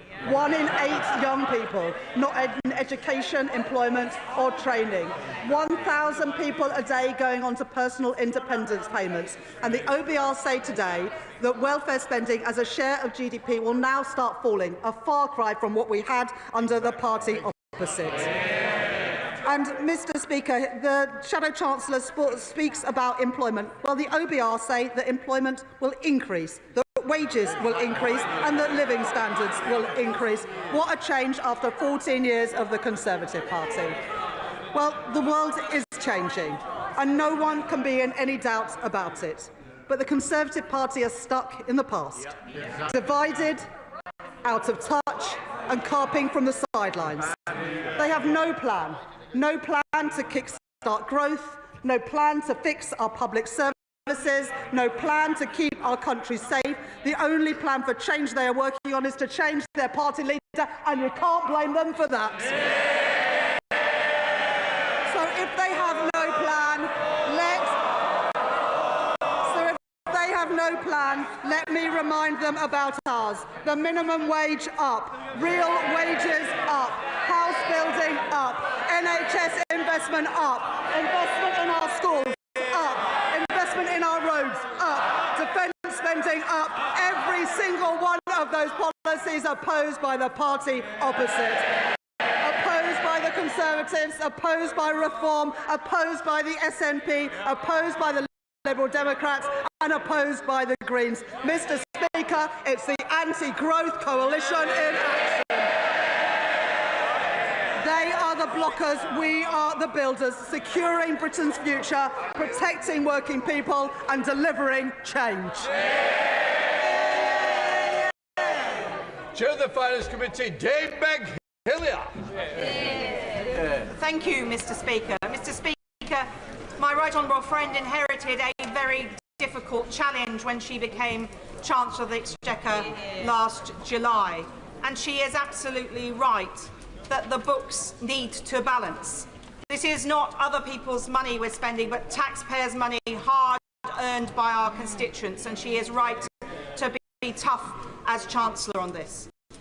We look forward to quizzing her at the Treasury Select Committee next week. I'm sure she's looking forward to it as much as we are. Mr Speaker, the Chancellor announced an extra £2 billion a year in capital spending, and she talked about extra defence spending. Can she give some more detail about where she hopes that £2 billion a year extra will go? Chancellor. I thank my honourable friend for that question, and I indeed look forward to attending the Treasury Select Committee next week. I was pleased to have served on the Treasury Select Committee in the past, and it's a pleasure to give evidence to you. We will set out in the spending review, my right honourable friend, the Chief Secretary, will set out in the spending review the allocation of the additional capital money, but I was able to announce today £2.2 billion into defence from next year, as well as £2 billion as a down payment to build the affordable and social housing that we need. Two examples of the priorities of this government to get Britain building and to secure our national security. Liberal Democrat spokesperson Daisy Cooper. Thank you, Mr Speaker. The people of this country are crying out for change, but they feel they're just getting more of the same. Of course, it was the Conservative Party that wrecked the public finances, but we are 8 months into the new government, and people are left wondering, where is the change that was promised? The Chancellor says that the world is changing, so why won't she change course with it? The Chancellor said she wanted a dash for growth, but with her national insurance jobs tax, she shot herself in the foot before she even crossed the start line. After the government's disastrous budget, the government had the chance today to change direction, to fix our finances, to kickstart growth and deliver a small business budget. The government could have scrapped the jobs tax, which will hammer our high streets, and instead ask the big banks, the social media giants and the online gambling companies to pay their fair share instead. And the government could have changed its approach to trade, launching talks to boost growth with a new trading deal with our European neighbours. Instead, the government has made the wrong decisions to cut public services, hit disabled people and inflict more pain on our small businesses and high streets. In doing so, they have delivered no change and almost no growth at all. After years of Conservative mismanagement, people can see just how broken our public services are. They can't see a GP, they can't see a dentist, they're fighting for an education plan, and they are picking up the pieces of a broken social care system. Everything is broken, nothing works. That is why people are impatient for the change that they were promised. We have to bring the welfare bill down and support more people into work. It's right for people and our economy. But cutting support for someone who needs help getting dressed and washed in the morning isn't just wrong.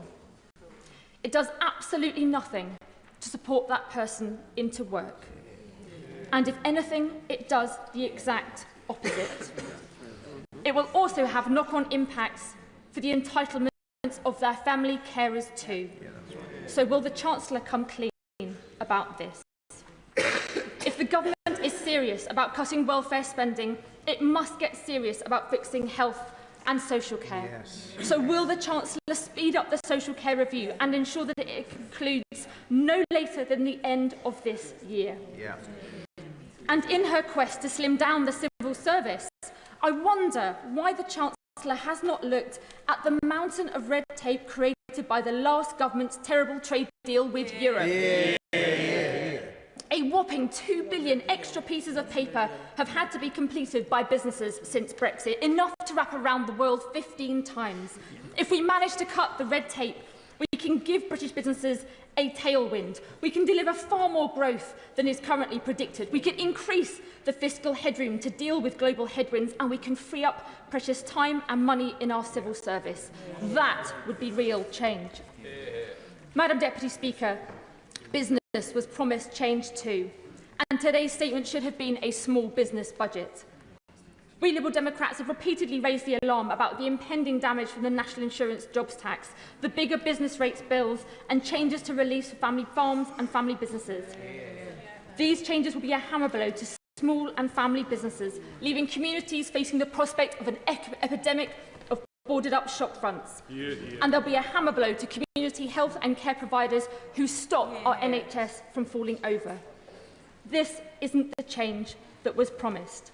So instead, I say again, the Chancellor should look again at much fairer ways to raise the tax revenue our public services desperately need, by reforming capital gains tax more fairly and asking the big banks, the social media giants and the online gambling companies to pay their fair share.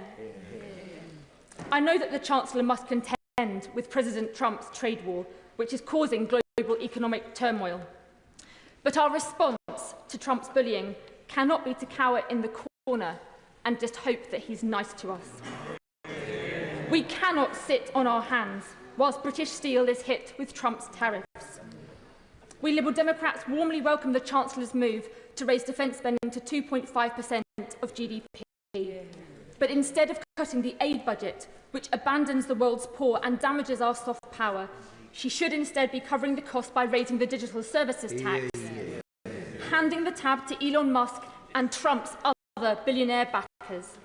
At the very least, Madam Deputy Speaker, can the Chancellor categorically rule out any reduction in the tech tax in an attempt to appease the White House, especially when disabled people in Britain face eye-watering cuts?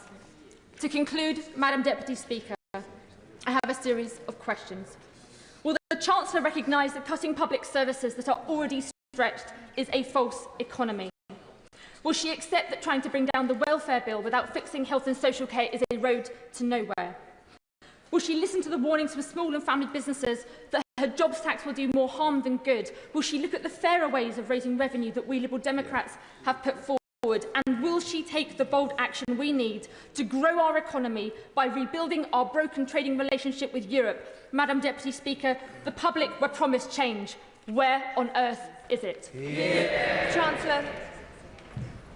Thank you, Madam Deputy Speaker. The Honourable Lady says, where is the change? Well, let me tell her. More money into our NHS with 2 million additional appointments and waiting lists falling 5 months in a row. We're rolling out breakfast clubs in primary schools from April this year. We're increasing defence spending to protect us in a more uncertain world.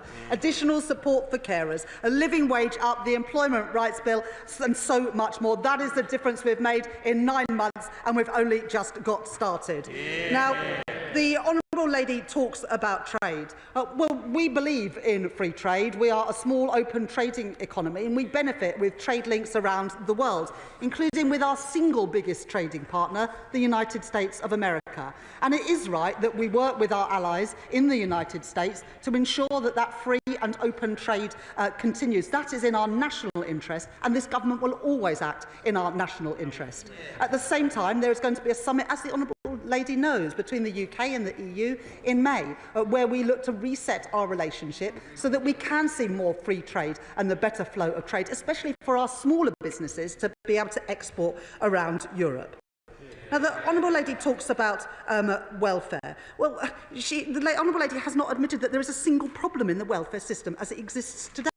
Now, I'm not willing, this party is not willing, to write off 1 in 8 young people who are not in education employment or training.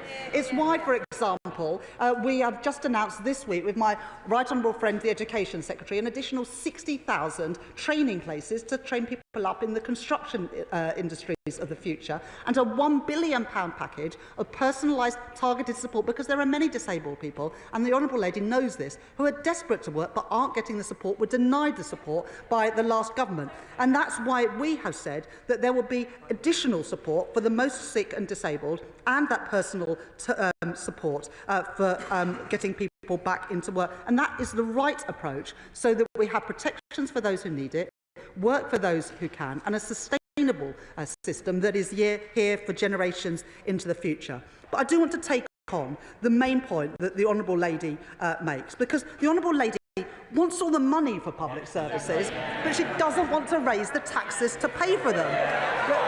The tax, at the moment we spend £105 billion a year on interest on government debt, and it seems that the Honourable Lady would just like more of that debt. She says you can't see a GP, you can't see a dentist. Well, Madam Deputy Speaker, how does the Honourable Lady, how do the parties opposite think that you pay for those things? You can't object to the tax increases and support the money that we've invested in our public services. And to say otherwise, I'm afraid, is fairy tales and the magic money tree. It just does not add up. The difference on this side of the House is that we will put money into our public services, explain where it comes from, and ensure that the public finances are on a firm footing. And that is the difference between our party and the parties opposite. Thank you, Madam Deputy Speaker. Young people in my constituency, indeed across the country, have had an incredibly difficult time growing up. Austerity saw their further education budgets cut by 14%, then a pandemic, now war in Europe. So can the Chancellor please set out how her plans to get Britain building again will help my constituents, my young constituents, get the good non-graduate jobs they need in Loughborough, Shepshed and the villages? Thank you, Madam Deputy Speaker. And the honourable member, my honourable friend, speaks powerfully on behalf of his constituents in Loughborough. The additional homes, the 1.5 million homes that this government is building, will ensure that families in Loughborough have a chance of getting on the housing ladder, and young people in Loughborough will have the opportunities to help build those homes. That is the difference that we are making. More jobs, paying decent wages, more homes for our families. Glenn. Thank you, Madam Deputy Speaker. I hope that the Chancellor next Wednesday in front of the Treasury Select Committee will reiterate her commitment not to come back with more tax increases. But could I turn to the OBR page 5, 1.2, where it says, while the government's planning reforms deliver a modest boost to the level of potential output of 0.2% in 2029, its cumulative growth between 2023 to 2029 is still 0.5 percentage point lower than we projected in October. And the level of productivity is 1% lower.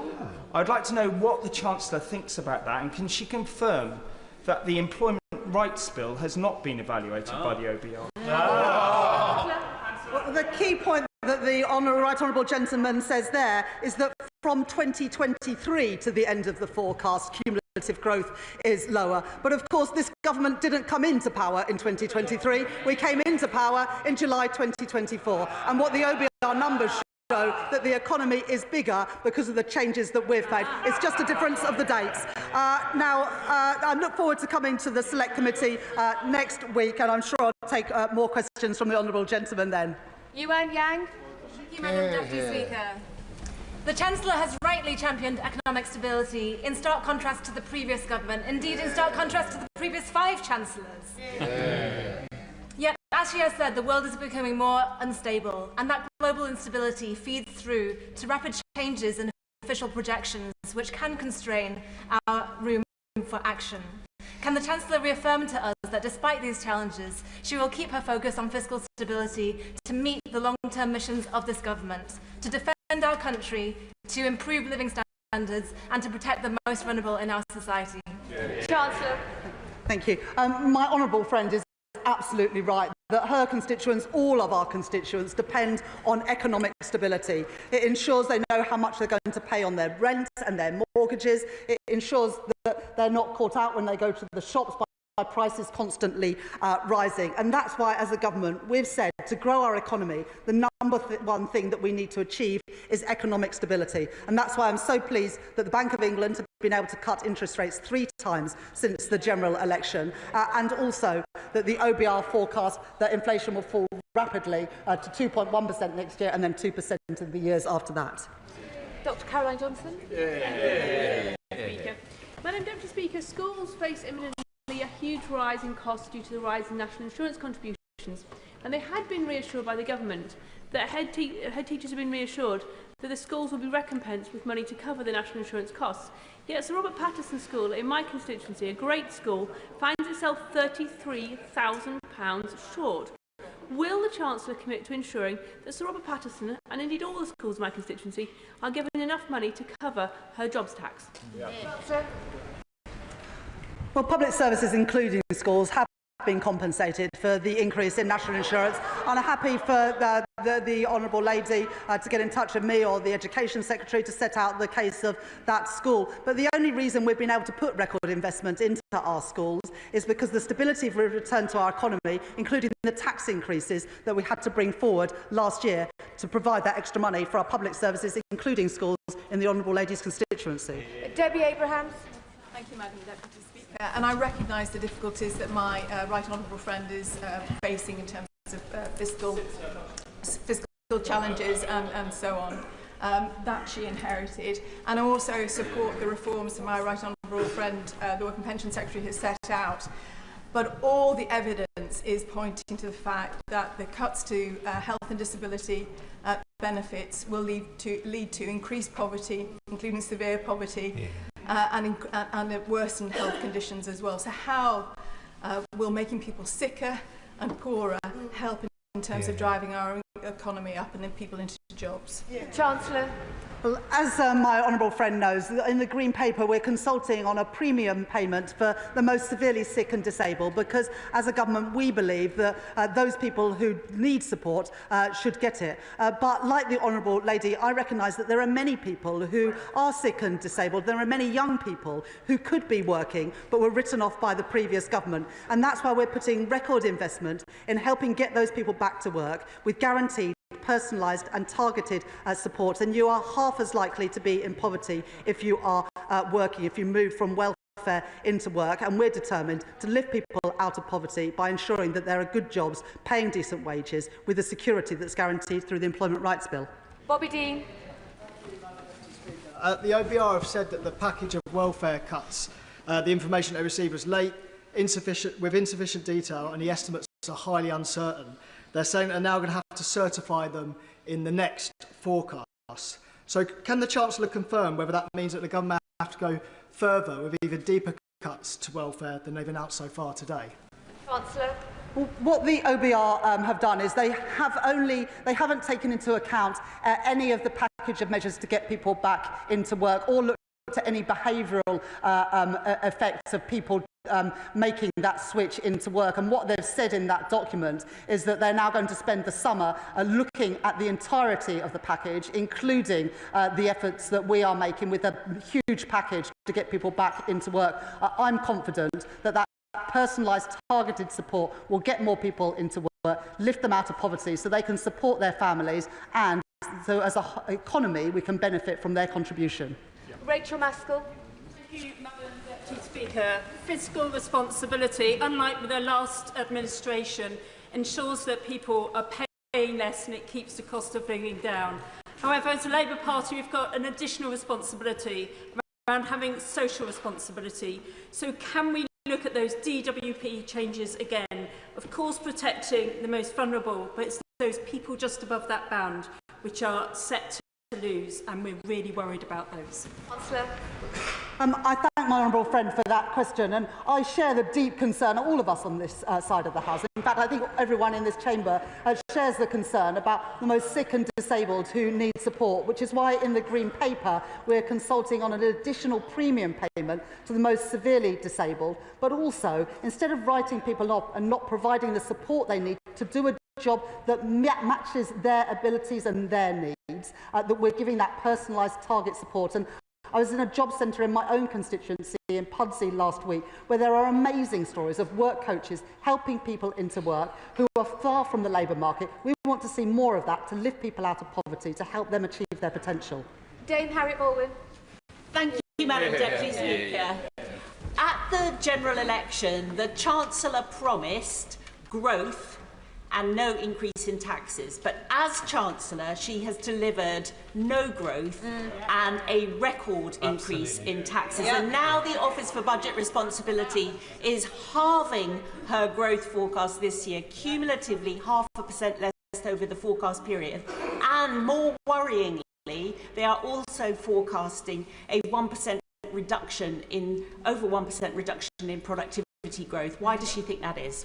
Chancellor. I've got a huge respect for the honourable lady, but that question doesn't do her justice. As I said to the right honourable gentleman earlier, yes, if you start in 2023, cumulative growth is lower, but the general election didn't take place in 2023. It took place in 2024. The economy is bigger at the end of this Parliament than the OBR forecast previously. Those are the numbers, those are the facts, that's the difference that this Labour government are making. Ruth Cadbury. Thank you, Madam Deputy Speaker. I'd also like to congratulate the Chancellor on her excellent statement, which it addresses the challenge the last government left her with. Madam Deputy Speaker, to drive growth across the UK, new heavy and light rail infrastructure is badly needed. So what work is the Chancellor doing to develop new models of funding in order to deliver these important projects? Chancellor. I thank my honourable friend for that question. And one of the reasons that we've put an additional £13 billion into capital spending over the forecast period is that we can then invest in the infrastructure that our country needs, including in transport infrastructure, which I know the honourable lady, as chair of the Select Committee, has a keen interest in. And she's absolutely right that we do need to look more at how we can leverage in private sector funding for a whole range of projects, including the Lower Thames Crossing. Chris Coughlin. Thank you, Madam Deputy Speaker. And I'd like to declare an interest as an alumni of London Business School. The Chancellor will call on the Treasury Committee in November that I asked her to look at a specific London Business School paper on using defence spending, specific public R&D on defence spending to boost economic growth. I was delighted to hear that the Treasury did evaluate that specific paper by Professor Paolo Saruco as part of the spring statement, and has listened to me and the Liberal Democrats. So does the Chancellor agree with me that using defence spending focused on public R&D can be one way not only to keep us safe, but also to raise productivity and boost economic growth? Chancellor. I thank the honourable gentleman for that question, and I look forward to taking more questions from him at the Select Committee next week. When I've been to visit defence companies or met our armed forces, they tell me about the amazing ability that new technology and innovation has to help them do their jobs better in keeping our country safe. And so as we invest more in defence and get to that 2.5% of GDP, it is absolutely right, as I've set out today, that more of that money is used for innovation, R&D and new technologies. Zubair Ahmed. Thank you, Madam Deputy Speaker. Congratulate my right honourable friend on grasping the challenges and the opportunities that this new world presents us. Opportunities that will mean that in my constituency of Glasgow South West there will be more investment into the defence sector. And Madam Deputy Speaker, that is timely, because after 18 years of SNP government, 1 in 6 people in my constituency are economically inactive. Will my right honourable friend agree with me this investment will finally raise their ambitions and raise their pay packets? Chancellor. Well, unlike the SNP, the Labour Party supports investment and jobs in the defence sector in Scotland that support people in Glasgow and South West and in many other parts of Scotland. More good jobs for young people, more jobs paying decent wages, keeping our country safe. That's what this party believes in. It's a shame the SNP believe in something entirely different. Thank you, Madam Deputy Speaker.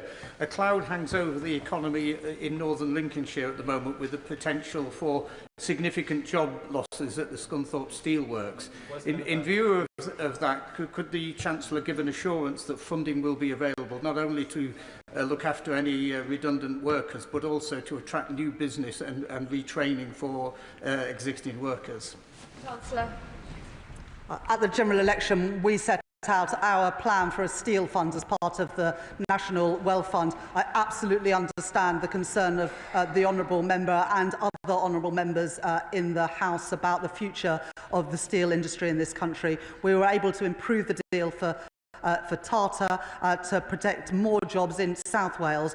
We want to have a thriving steel sector right across the UK, and we'll continue to work with the company and with the trade unions there to achieve just that.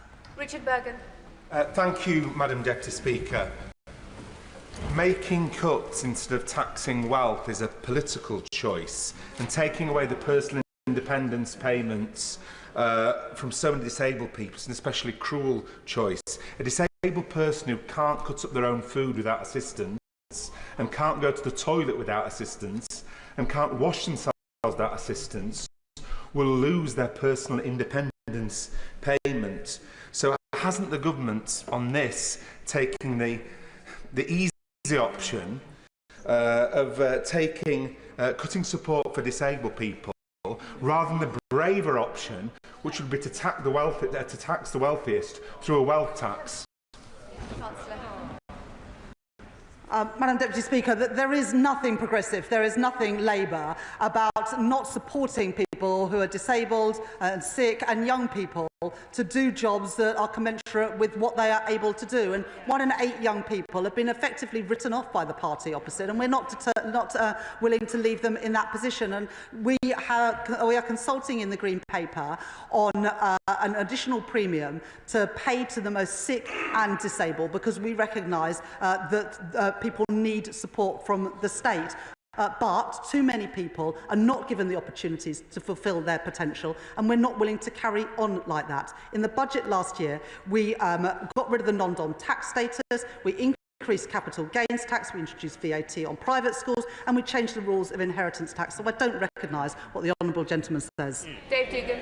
Thank you, Madam Deputy Speaker. The Chancellor tells us the world has changed, and if that's true, to allow her to stick the boot into disabled people, it must also be true then to allow her to review her income tax rates, perhaps commensurate with those existing in Scotland, which has saw the Scottish economy grow in January by 0.3%, while the UK contracted by 0.1%. She could also choose to revise the government's position on reaccessing the single market in the European Union, which would allow a 30 billion recurring return with no compensation required, or a 1% tax on assets over 10 million. A wealth tax, as one of our backbenchers has just highlighted, 40 billion recurring every year with no need for compensation. If she's got the disabled, the WASPy women, pensioners and hospices in her crosshairs, why can she not tap up multi-millionaires for a few quid? The world has changed, and we can see that all around us, which is why our defence is more important than other. That's why it's so astonishing that the SNP continue to oppose the nuclear deterrent. Preet Gill. Thank you, Madam Deputy Speaker. I commend the Chancellor on her statement. Does my right honourable friend agree with me that the party opposite doesn't understand the link between their total failure to get houses and infrastructure built that our constituents desperately want and the economic constraints that we are facing today? I thank my honourable friend for that question, and she speaks powerfully on behalf of her constituents in Birmingham. We need to build the homes that all of our constituents are crying out for. The level of home ownership had declined under the previous government, and we're determined to turn that around, as well as building the affordable and social housing that our country needs. And as we build those homes, more good jobs for young people with pride in their work, good jobs paying decent wages, backed by the increase in the national living wage and our employment rights bill. James Cleverly. Thank you, Madam Deputy Speaker. Her Transport Secretary failed to stand up to the transport unions. Health Secretary failed to stand up to the health unions. Her Work and Pension Secretary failed to stand up to the backbenches of her own party.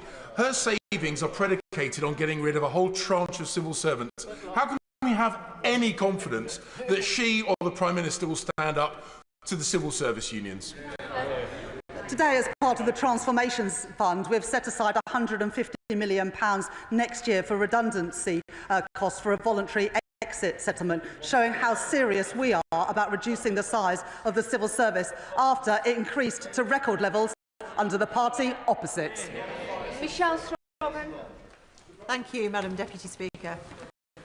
Communities like mine in Barrow and Furness feel more acutely the failures of the previous government. They've left Barrow and Furness in a dreadful state. Does the Chancellor agree with me that it's through this government's commitment and funding towards Barrow and Furness and our defence sector that we will change things transformationally on the ground in Barrow and mean that Barrow can be a blueprint for how the defence pound can be better spent across our constituencies? I know that my honourable friend is incredibly proud to represent Barrow and Furness, and that her constituents are incredibly proud to work on our nuclear deterrent, and this government will always stand with them with our new plan for Barrow, for new jobs, new investment in the town, so we get value for money for taxpayers, but also, most critically, we ensure our country's national security. Sir John Hayes. Thank you, Madam Deputy Speaker. The Chancellor was right to highlight productivity as an issue, and right too to focus on skill shortages, although she didn't explicitly note the implicit link between them.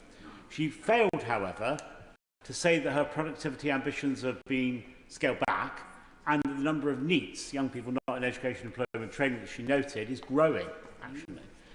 So will she set out, perhaps in a further note, note in the Library of the House or a statement, by how much she expects apprenticeships to grow year on year? When I was Minister, it reached the highest level in modern times, and the number's much lower now. So we need to grow apprenticeships, to make skills, to grow productivity. Will she do that? For if she doesn't, people will feel that hope exceeds expectation. I thank the honourable gentleman for that question, and I know he speaks powerfully about something he knows a huge amount about. Let me just answer 3 parts of that question. First of all, the OBR do revise up productivity in their forecast. Secondly, on young people not in education, employment or training, it's a massive problem, 1 in 8 young people. The OBR, as I said in the answer to a previous question, haven't taken into account the impact of our Back to Work programme. They're going to work on that over the summer with the DWP and the Treasury, because we want to make sure that we design that in a way that gets as many young people back into work, contributing to the economy, contributing to our society. And we were able to announce just a couple of weeks ago in National Apprenticeship Week an expansion of the apprenticeship programme, particularly with foundation apprenticeships, relaxing some of those requirements about maths and English, because if we want to build the homes that our country needs, we need to get people into those construction jobs and not say, I'm sorry, you didn't get a grade C in maths and English, you're not welcome on the construction site. That makes no sense at all, which is why we're reforming how apprenticeships work, to get more people with the skills they need to make a contribution to their families and the economy. We want those numbers going up. Joanna Baxter, she'll be followed by Steve Darling. Joanna Baxter. Thank you, Madam Deputy Speaker. Our fiscal rules were designed to ensure that we didn't repeat the damaging austerity of the party opposite, which harmed my constituents so much. Does my right honourable friend agree it's only because of those fiscal rules that the OBR have today confirmed that people in Paisley and Renfrewshire South will be on average £500 a year better off with this Labour government? Chancellor. To ensure people are better off, we need to control inflation, which is why stability is so important, bring interest rates down, and the Bank of England have had the confidence to cut interest rates 3 times since the election, and also boost wages, which we're beginning to see with real wages growing, wages growing at twice the rate of inflation. That benefits my honourable friends' constituents and people up and down the country, and that's why we welcome the fact that the OBR today revised up real household disposable income per person by £500. Steve Darling. Thank you, Madam Deputy Speaker.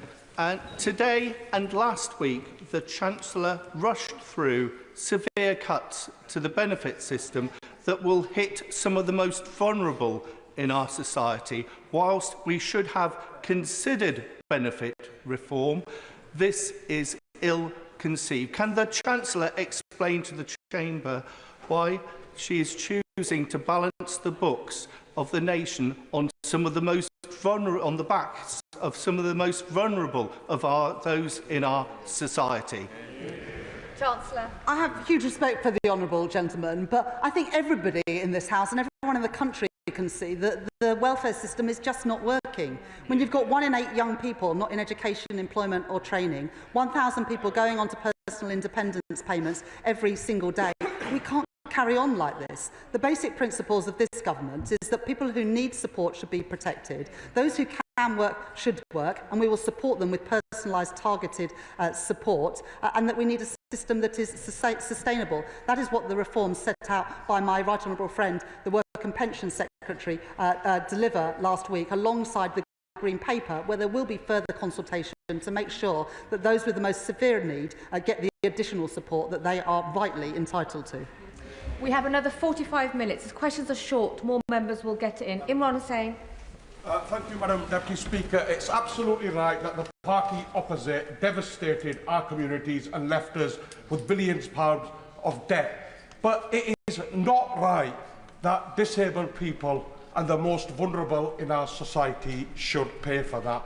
Thousands of my constituents continue to be fearful about the announced welfare cuts. Disability organisations have warned that hundreds of thousands will be pushed into poverty. So I say to the Chancellor, we must make the right political choice, protect the most vulnerable in society and introduce a wealth tax so that multimillionaires and billionaires can pay their fair share.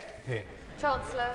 But my honourable friend represents the constituency that neighbours mine, and he knows and I know that there are far too many people in both of our constituents, in Leeds and Bradford, who are written off.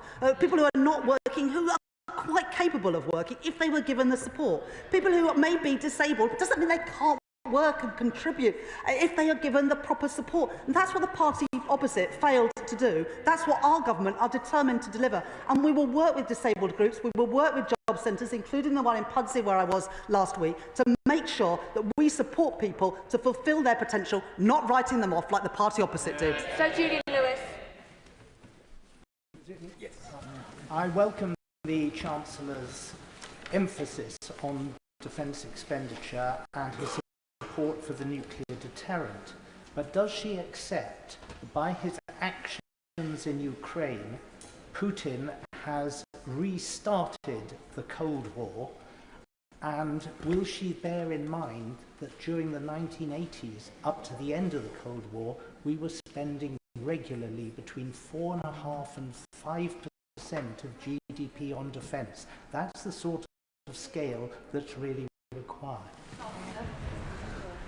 The honourable gentleman has long been an advocate of spending properly on defence, and that's why we've set out a fully funded and costed plan to get to 2.5% in the next 2 years and then 3% in the next Parliament. The world has changed. We can see that all around us. This government will always put our national security and our defence first, and as the situation evolves, of course, so will we. Andy MacDonald. Thank you, Madam Deputy Speaker. I thank the Chancellor for her statement. She's absolutely right to highlight the stimulus that the Employment Rights Bill will bring to our economy. But I respectfully say to her that the impact of the cuts to welfare payments will reduce the incomes of some of the poorest constituents in my Middlesbrough and Thornaby East constituency. And that contrasts with the easy ride that the very wealthy get from lower margins of tax on their assets and gains than my constituents face through income tax. The world indeed has changed since she settled her fiscal rules. So will the Chancellor consider putting capital gains tax on an equal footing with income tax or implementing a wealth tax, which is a 2% rate on assets worth over £10 million to improve the country's finances? At the budget last autumn, we increased taxes by £40 billion without asking working people to pay more. We did that by abolishing the non-dom tax status, by increasing the rate of capital gains tax, tightening the rules around inheritance tax, and yes, by asking businesses to pay more as well. So we have already raised taxes to put more money into our health service, reduce NHS waiting lists, and to have free breakfast clubs at primary schools. But what the Spring Statement shows today is that by growing our economy, we can increase the size of the economy through the planning reforms and therefore ensure there are more money for our public services. That's why the #1 priority of this government is growth, and why I'm so pleased today that the OBR say that by the end of this Parliament, the economy will be bigger than that we inherited from the Conservatives. Sammy Wilson. Thank you, Madam Speaker. The Chancellor has claimed today that she's building a foundation on the foundations for the economy, but sadly the foundations are foundations of sand, built on increased borrowing, higher inflation, lower growth, jobs, taxes, etc. Can she tell us how these structures will stand against the economic forces which are coming to affect the United Kingdom and she has described today? And specifically, could she tell us what proportion of the Transformation Fund will be available to the Northern Ireland Executive for important transformation of public services in Northern Ireland? Councillor. I thank the honourable gentleman for that question. The OBR are really clear that the economy at the end of this Parliament will be bigger than they previously envisaged, bigger than the plans we inherited from the previous government, and the average person with real household disposable income will see their incomes rise by £500. So we're already beginning to deliver the change that we promised. In the budget last year, I was able to announce the biggest ever settlements for Scotland, Wales and Northern Ireland. That continues to be the case after the Spring Statement today. John Grady. Thank you, Madam Deputy Speaker. Reckless management of public finances leads to higher costs of government borrowing. And as any economist will tell you, that increases the cost of capital across the British economy, putting at risk and increasing this cost of essential investments in housing and infrastructure that my constituents desperately need. Would my right honourable friend agree with me that this is a very important reason why it is essential to manage public finances carefully, unlike the last Conservative government, and unlike the government in Scotland, which is over-familiar with emergency budgets? My honourable friend is absolutely right. The importance of robust fiscal rules that, even in difficult economic circumstances, we continue to meet through the decisions that I've set out today. And the reason economic stability is so important is that we saw what happened in the last Parliament, where a government borrowed beyond its means. And the people who lost out were not the wealthy. It was ordinary working people who paid more in the shops, more on their mortgages and more on their rents. This government will never repeat the mistakes of Liz Truss and the party opposites. Dr. Luke Evans. The Chancellor's created a storm and now is complaining about the rain. She increased spending to 70 billion, she increased borrowing by 30 billion, she increased tax by 40 billion, and yet the economy shrank in January. Now, she did talk about change and the abolition of NHS England. Now, I put a written question in to the department to say how much would this cost. They said there would be some upfront costs, but couldn't specify. So with this top-down change, could she tell me what the estimated cost is of abolishing NHS England? Chancellor. It's really difficult to understand what the party opposite want. Do they want to reduce the cost of admin and bureaucracy, or do they want to carry on with everything the way it was? We want to change things, and that's why in the Transformation Fund that I set out today includes £150 million for a voluntary exit scheme, because we want more money on the front line, not in the back office and a bloated bureaucracy left by the party opposites. Rebecca Long-Bailey. Madam Deputy Speaker, there's so much to welcome in today's statement, but the Chancellor will be aware of serious concerns regarding welfare reform. And my constituent told me last week, I'm terrified of what will happen to me if I can't work. I'm already having thoughts of suicide at the prospect of these changes and what they mean for disabled people. Today's impact assessment shows 250,000 increase in relative poverty, 50,000 increase in children living in relative poverty. What will the Chancellor do to stop this from happening? Chancellor. Well, the honourable lady speaks about a constituent who is in work, and she, I'm sure, like others, will welcome the work that Charlie Mayfield has done about ensuring that people with sickness and disability can stay in work, because we know that the best place for people is in work, for their health, both physical and mental. But we know too often when people drop out of the labour market, they really struggle to get back in. So alongside the targeted support to get people back into work, we're determined to work with businesses to ensure more people with sickness and disability can stay in work, contributing to their family finances and contributing to the wider economy. Nigel Farage. Thank you, Madam Deputy Speaker. Would the Chancellor agree that measuring growth and relative wealth by GDP is not the most relevant number to our constituents? Because we're living in an age of mass immigration and a rising population, it is GDP per capita, surely, that matters to our constituents, and that has fallen consistently for the last 2 years and is falling still. And shouldn't we tell people, actually, they are getting poorer? Well, the OBR forecast that GDP per capita will increase by 5.6% during the course of this Parliament, having fallen under the previous government. So if he ever gets to Clacton, he can tell his constituents that. Matthew Patrick. I welcome the Chancellor's investment of over £3 billion into a transformation fund to sort out how government is run. Does the Chancellor agree with me that this is reform that the Tories ducked, should have done it, didn't do it, and actually their failure to address this put pressure on frontline services and stretched public finances? Chancellor. The Transformation Fund, worth £3.25 billion, is about trying to reduce costs further out, the costs of failure.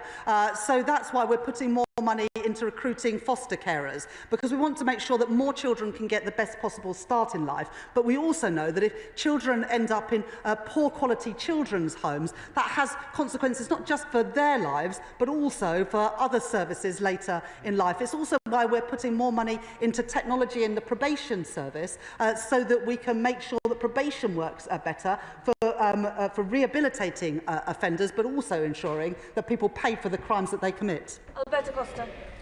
Thank you, Madam Deputy Speaker. The Chancellor rightly reminded this House in her statement that the British public are watching.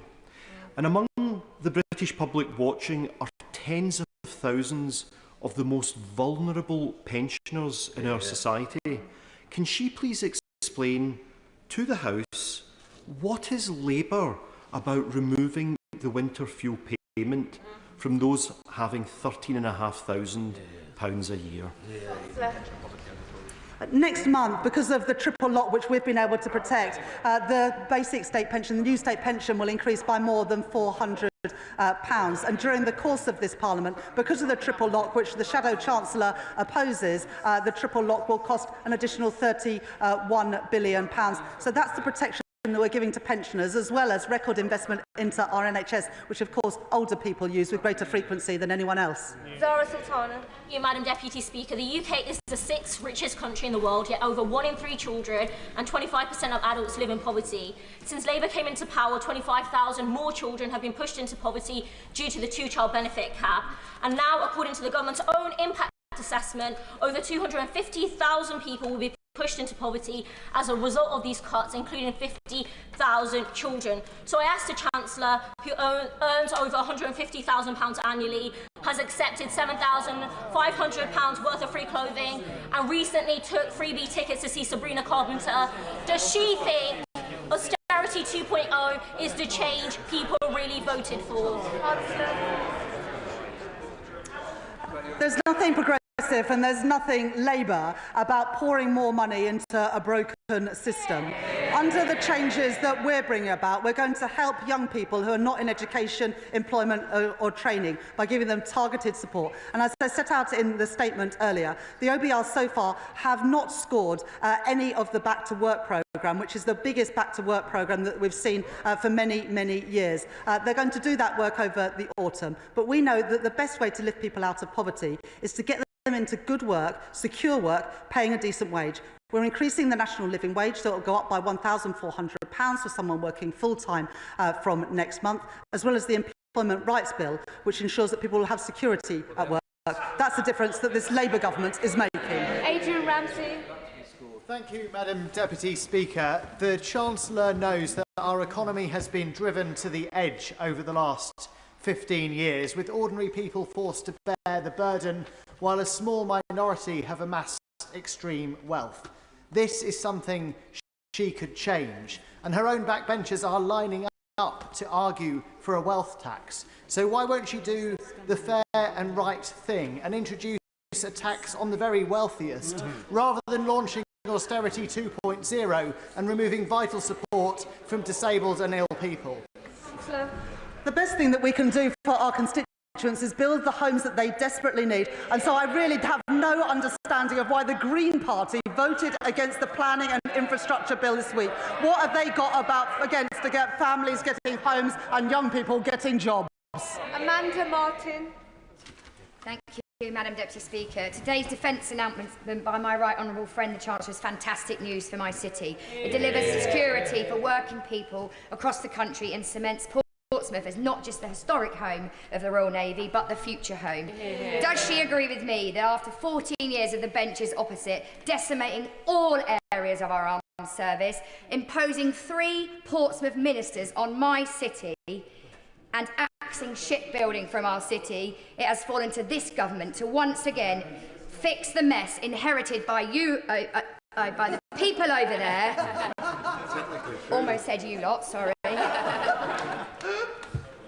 Securing the naval base operation and those serving our country for the future. My honourable friend is a proud advocate for her city of Portsmouth, and this government is a proud advocate for the people of Portsmouth. That's why we've put investment into the Portsmouth naval base in the spring statement today. As we grow what we spend on defence to keep our country safe and secure, we want to ensure that there are more good jobs, paying decent wages, to make Britain a defence industrial superpower and to support those who serve on the front line. Wendy Morton. Thank you, Madam Deputy Speaker. Today, the Chancellor could have taken action to reverse the damage that she has done to constituents and businesses in my constituency and beyond, but she's failed. She's chosen not to do so. So what does she say to the pensioners, the farmers, the businesses, the charities, the hospices, and all those hard-working people who now face her huge tax rises? Chancellor. When I became Chancellor, I inherited £22 billion, a black hole in the public finances left by the party opposite. And we've taken action to address the hole in our public finances. And what I would say to the honourable lady's constituents, and indeed, right honourable ladies' constituents, is that when they are waiting for an NHS appointment, they're now going to see a doctor and a nurse quicker than they did under the last government, because NHS waiting lists have fallen for 5 months in a row. Ron Slinger. Thank you, Madam Deputy Speaker. Does my right honourable friend agree with me that the main contrast between this and the last government is strength versus weakness? They were too weak to crack down on wasteful spending, they were too weak to address the tax breaks and loopholes for the wealthy, and they were too weak to take on the blockers in the planning system. So does she further agree with me that as the party of vested interests opposite seeks to conserve what has failed, it will take this Labour government to have the strength to take the tough, long-term decisions to build a better and much fairer Britain?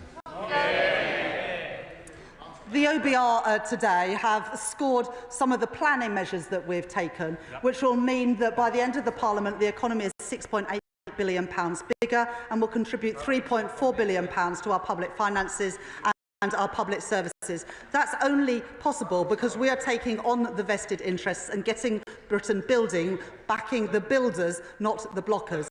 And we are the government who have increased spending, who are increasing defence spending to 2.5% of GDP. The Tories had 14 years and they failed to do that. We've done that in the first year of this Labour government. Josh Pepperinde. Thank you, Madam Deputy Speaker. Heartbreakingly, last week, St Wilfrid's Hospice in Eastbourne announced many redundancies, citing the national insurance increase as a reason. I've just received a message from Mrs Robinson at Motcombe School, who faces increased costs due to the NIC's hike being passed on from a food catering supplier onto them. Can the Chancellor tell us if she's not going to increase the digital services tax to fund a reversal of that hike, how those organisations are going to be supported to keep doing the great work that they do. At the budget, we set out tax increases on the wealthiest and, yes, on businesses to properly fund our public services. And so when constituents in Eastbourne get to see a doctor or a nurse a little bit quicker, when they benefit from the breakfast clubs that we're rolling out, it's because we had the money to do so. So you can't back the increases in investment in our public services if you oppose the money to pay for it, including the settlement for the hospices. Thank you, Madam Deputy Speaker. I understand that this government has inherited a huge financial mess from the party opposite, caused by over a decade of austerity. But what is the justification for cutting disability benefits, especially when a third of disabled people are already in poverty, instead of choosing to tax the growing wealth of the super rich? For example, a 2% tax on assets over 10 million, which could raise 24 billion a year. At the budget, we set out £40 billion worth of tax increases, including getting rid of the non-dom tax status, increasing capital gains tax, VAT on private schools, and tightening the rules around inheritance tax. We made those decisions so that we could invest more in our public services, including in our schools and our hospitals, and indeed we have now lifted defence spending within the next 2 years to 2.5% of GDP. And on welfare spending, there's nothing progressive about writing off a generation of young people, and that's why our targeted personalised support will help people get back into work, lift them out of poverty, and help them contribute both to their family finances and our nation's finances. Thank you, Madam Deputy Speaker. The Right Honourable Lady talks of financial responsibility. So could she tell us, please, when government bond yields hit their highest level since the global financial crisis, and who was the Chancellor of the Exchequer then?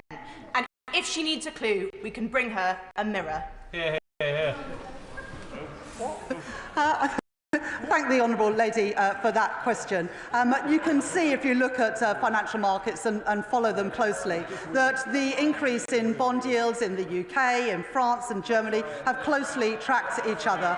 Global financial instability has affected countries around the world, and that's why it's so important that we continue to meet our fiscal rules, as I have set out today. Rushworth. The member for Clacton a moment ago mentioned GDP per capita. I see he's asked his question and ran away. The truth is that GDP per capita only increased 4.3% in the past 16 years, compared to 46% in the years prior. What matters to my constituents is not just the growth, but it's the growth that they can feel in their pockets, in the left-behind towns and villages of Bishop Auckland. So what will she do to ensure that working people feel the growth? My honourable friend is absolutely right, and this government wants people in Bishop Auckland and constituents across our country to feel the benefits of that growth, with good jobs, paying decent wages in all parts of the country. That's why we are increasing the national living wage. That's why we are making work pay, and that's why we are backing the builders, not the blockers, to create new jobs, new homes for families, new transport infrastructure, new energy infrastructure. And that's why the OBR today say that compared to the plans we inherited, real household disposable income per person is set to rise by £500 by the end of this Parliament, showing the difference that this government is making. Clarence Moody. Clarence Moody, no? Llynas Medley, diolch, Deputy Cyfarwydd. Wales has a higher percentage of disabled people and a large public sector workforce compared to the UK, and so will hit hardest by these cruel cuts. All this damaged by self-imposed fiscal rules. There have been 5 major changes to fiscal rules since 1997. Will the Chancellor now change them so she doesn't impose further austerity? Have it all. In the budget last year, we provided the biggest ever settlement for the Welsh Government, and yet Plaid voted against that. I don't understand why the honourable member doesn't want money to go to Wales and to her constituents. Holly Billington. Madam Deputy Speaker, I thank my right honourable friend for her statement, in particular her recognition of the excellent work of Labour-run Thanet District Council, building more social homes with local firms, employing local people, including local apprentices. The government's recent planning changes mean not only council homes for local people, but also growth. Can she confirm that the Office of Budget Responsibility has only scored the effect of the National Planning Policy Framework changes and not the upcoming Planning and Infrastructure Bill? I thank my honourable friend for that question, and I was pleased to note in my statement today that Thanet have already come forward with plans to build affordable housing as part of the affordable housing plan, which I set out more money for in the statement today. What I would say to the honourable lady is that the parties opposite who abstain and vote against the planning bill are voting against homes for our constituents, and they're voting against jobs for our young people. On this side of the House, we back the builders, not the blockers. We back opportunities for young people and families housing for our constituents. It's a shame the parties opposite don't do the same. Graham Stewart. Madam Deputy Speaker, the Chancellor claimed that growth was a top priority, yet she's taken the fastest growing economy in the G7 and brought it to a shuddering halt. She promised there would be no tax rises, and next week's jobs tax will put tax rises on ordinary working people. And today she's cut the housing numbers by 200,000 and put up borrowing by £18 billion in the next 2 years. 18 billion. Isn't it time the Prime Minister invited the Chancellor next door and said, Rachel, you're fired?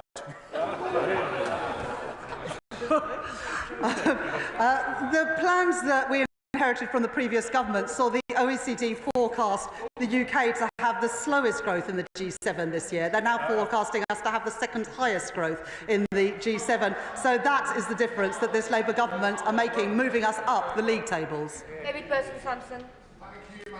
Speaker, and I thank the Chancellor and her team for the prudent work they are doing to restore stability to our economy. And this on top of figures showing that already wages are increasing in my constituency of Southend Western Leigh under this Labour government, and inflation is falling. Does my right honourable friend agree with me that this, alongside the new living wage worth £1,400 a year, will make work pay and will start to lift more people out of poverty? Thank you, Madam Deputy Speaker. I was pleased in the budget last year that I was able to announce a 6.7% increase in the national living wage, as well as a record increase in the youth rate of the minimum wage. That will help lift working people, working families out of poverty, alongside our Employment Rights Bill, which will ensure greater security for those who go out to work. Sarah Dyke. Deputy Speaker, growth is not on the lips of farmers whose confidence in the government is at a low ebb following the family farm tax, the abrupt closure of SFI, and now the possible department cuts that could reduce the farming budget further. Charlie from Upton Bridge Farm in Long Sutton told me he's contemplating leaving his ground fallow due to the risk of a failed crop putting his farm further into debt. So will the Chancellor assure farmers in Glastonbury and Somerton and across the country that following the spending review, the government is still committed to championing British farming whilst protecting the environment? At the budget, we put record investment into our farming sector after being left plans by the previous government where they did not even use all of their farming budget. We're determined to give farmers the support that they need. Nestle Chaliska.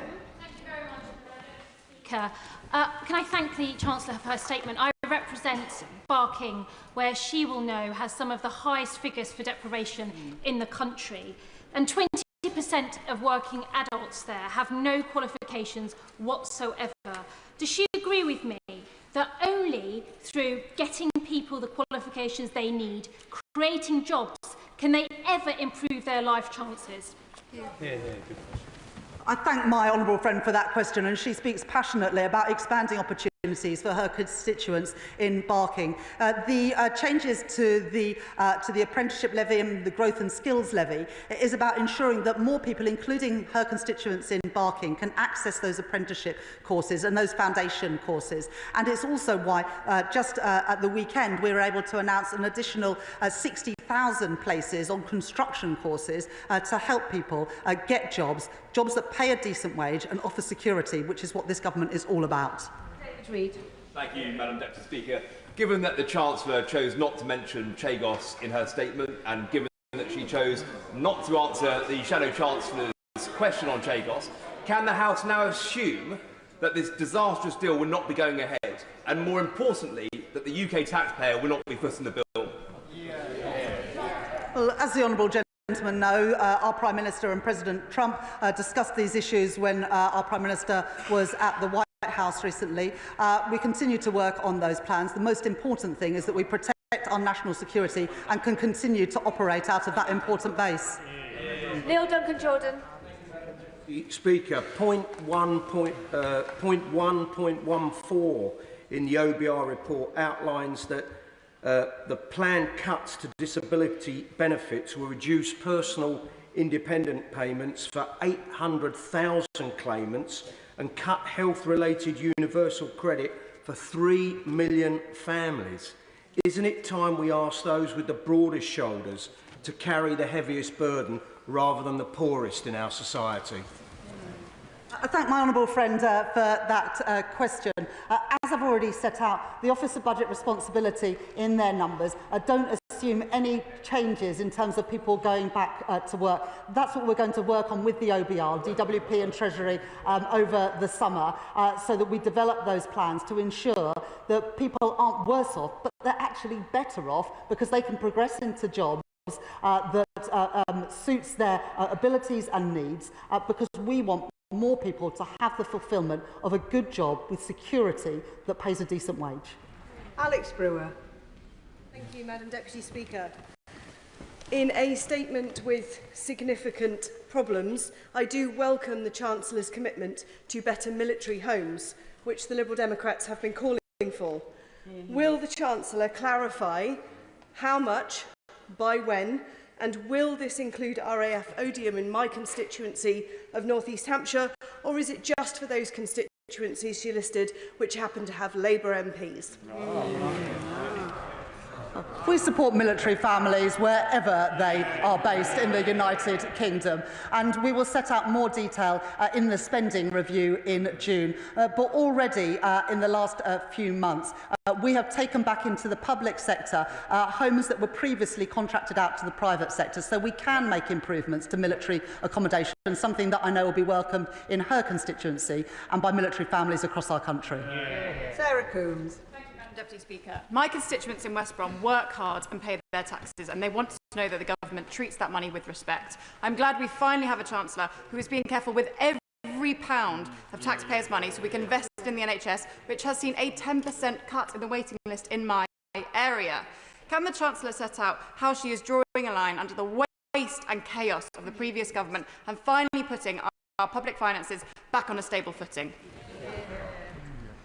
I thank my honourable friend for that question, and she speaks powerfully on behalf of her constituents in ensuring that people in West Bromwich get a good deal from their public services and value for money when they pay their taxes. There was too much waste under the previous government, and that was exemplified during the pandemic when so many contracts went to friends and donors. That's why we've appointed a COVID corruption minister, because we want that money back in our public services, not in the hands of Tory friends and donors.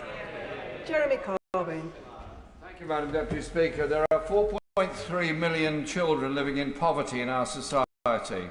There are 1.2 million people in receipt of PIP who are about to lose it following her statement last week. She's put a huge amount of money into defence. Could she not think for a moment of reversing the decision last week to take £5 billion out of the welfare budget and end the two-child benefit cap, which has driven so many children and families into really desperate poverty? I'm not going to make any apologies for putting more money in defence. This Labour government takes defence of our country seriously, and so we should. We are the party that created NATO, and under the leadership of the Labour Party today, we will always defend our country. David Kinzer-Dushinsky. Madam Deputy Speaker, can I congratulate my right honourable friend on her statement and on her action to end austerity, investing £26 billion in the NHS, £3 billion in education, raising defence budgets and unleashing over £100 billion of additional capital investment to build the foundations of our economy. On the day after this government voted through a pay rise to 3 million working people by raising the minimum wage, does she agree with me that it's only by making the tough decision to restore stability and by pushing ahead with the government's bold plans for reform that we can repair the terrible damage done by the party opposite, deliver strong public services and get more money in people's pockets? I thank my honourable friend for that question, and also all the work that he's doing to back growth, to improve living standards for working people. And I was pleased in the spring statement today to announce £13 billion extra during the course of this Parliament for capital spending, because we know that the easy choice that the previous government made was always to cut capital spending, which is why we're in the mess today that we are, because of the deterioration of infrastructure. We won't make those short-term decisions. We will invest to grow our economy, working with business to do so. Nick Timothy. Thank you, Madam Deputy Speaker. The Chancellor's trouble is while her manifesto promised to limit spending increases to £9.5 billion a year, her budget increased spending by £76 billion a year, 8 times as much. She's previously said she will not come back asking for more tax rises or more borrowing. So will she rule out both in the budget later this year? The budget in the autumn last year wiped the slate clean after the 14 years of economic mismanagement by the party opposite. We won't have to repeat a budget like that, because we're not going to inherit anything like that ever again, because we've changed the rules so that the OBR always now get information rather than it being hidden like it was by the previous government. Owen. No, Clive Jones. Jones. Jones. Thank you very much, Madam Deputy Speaker. My honourable friend, the member for St Albans, gave examples of alternative taxes to Labour's national insurance increases, asking that big banks, social media giants and online gambling companies to pay their fair share of tax.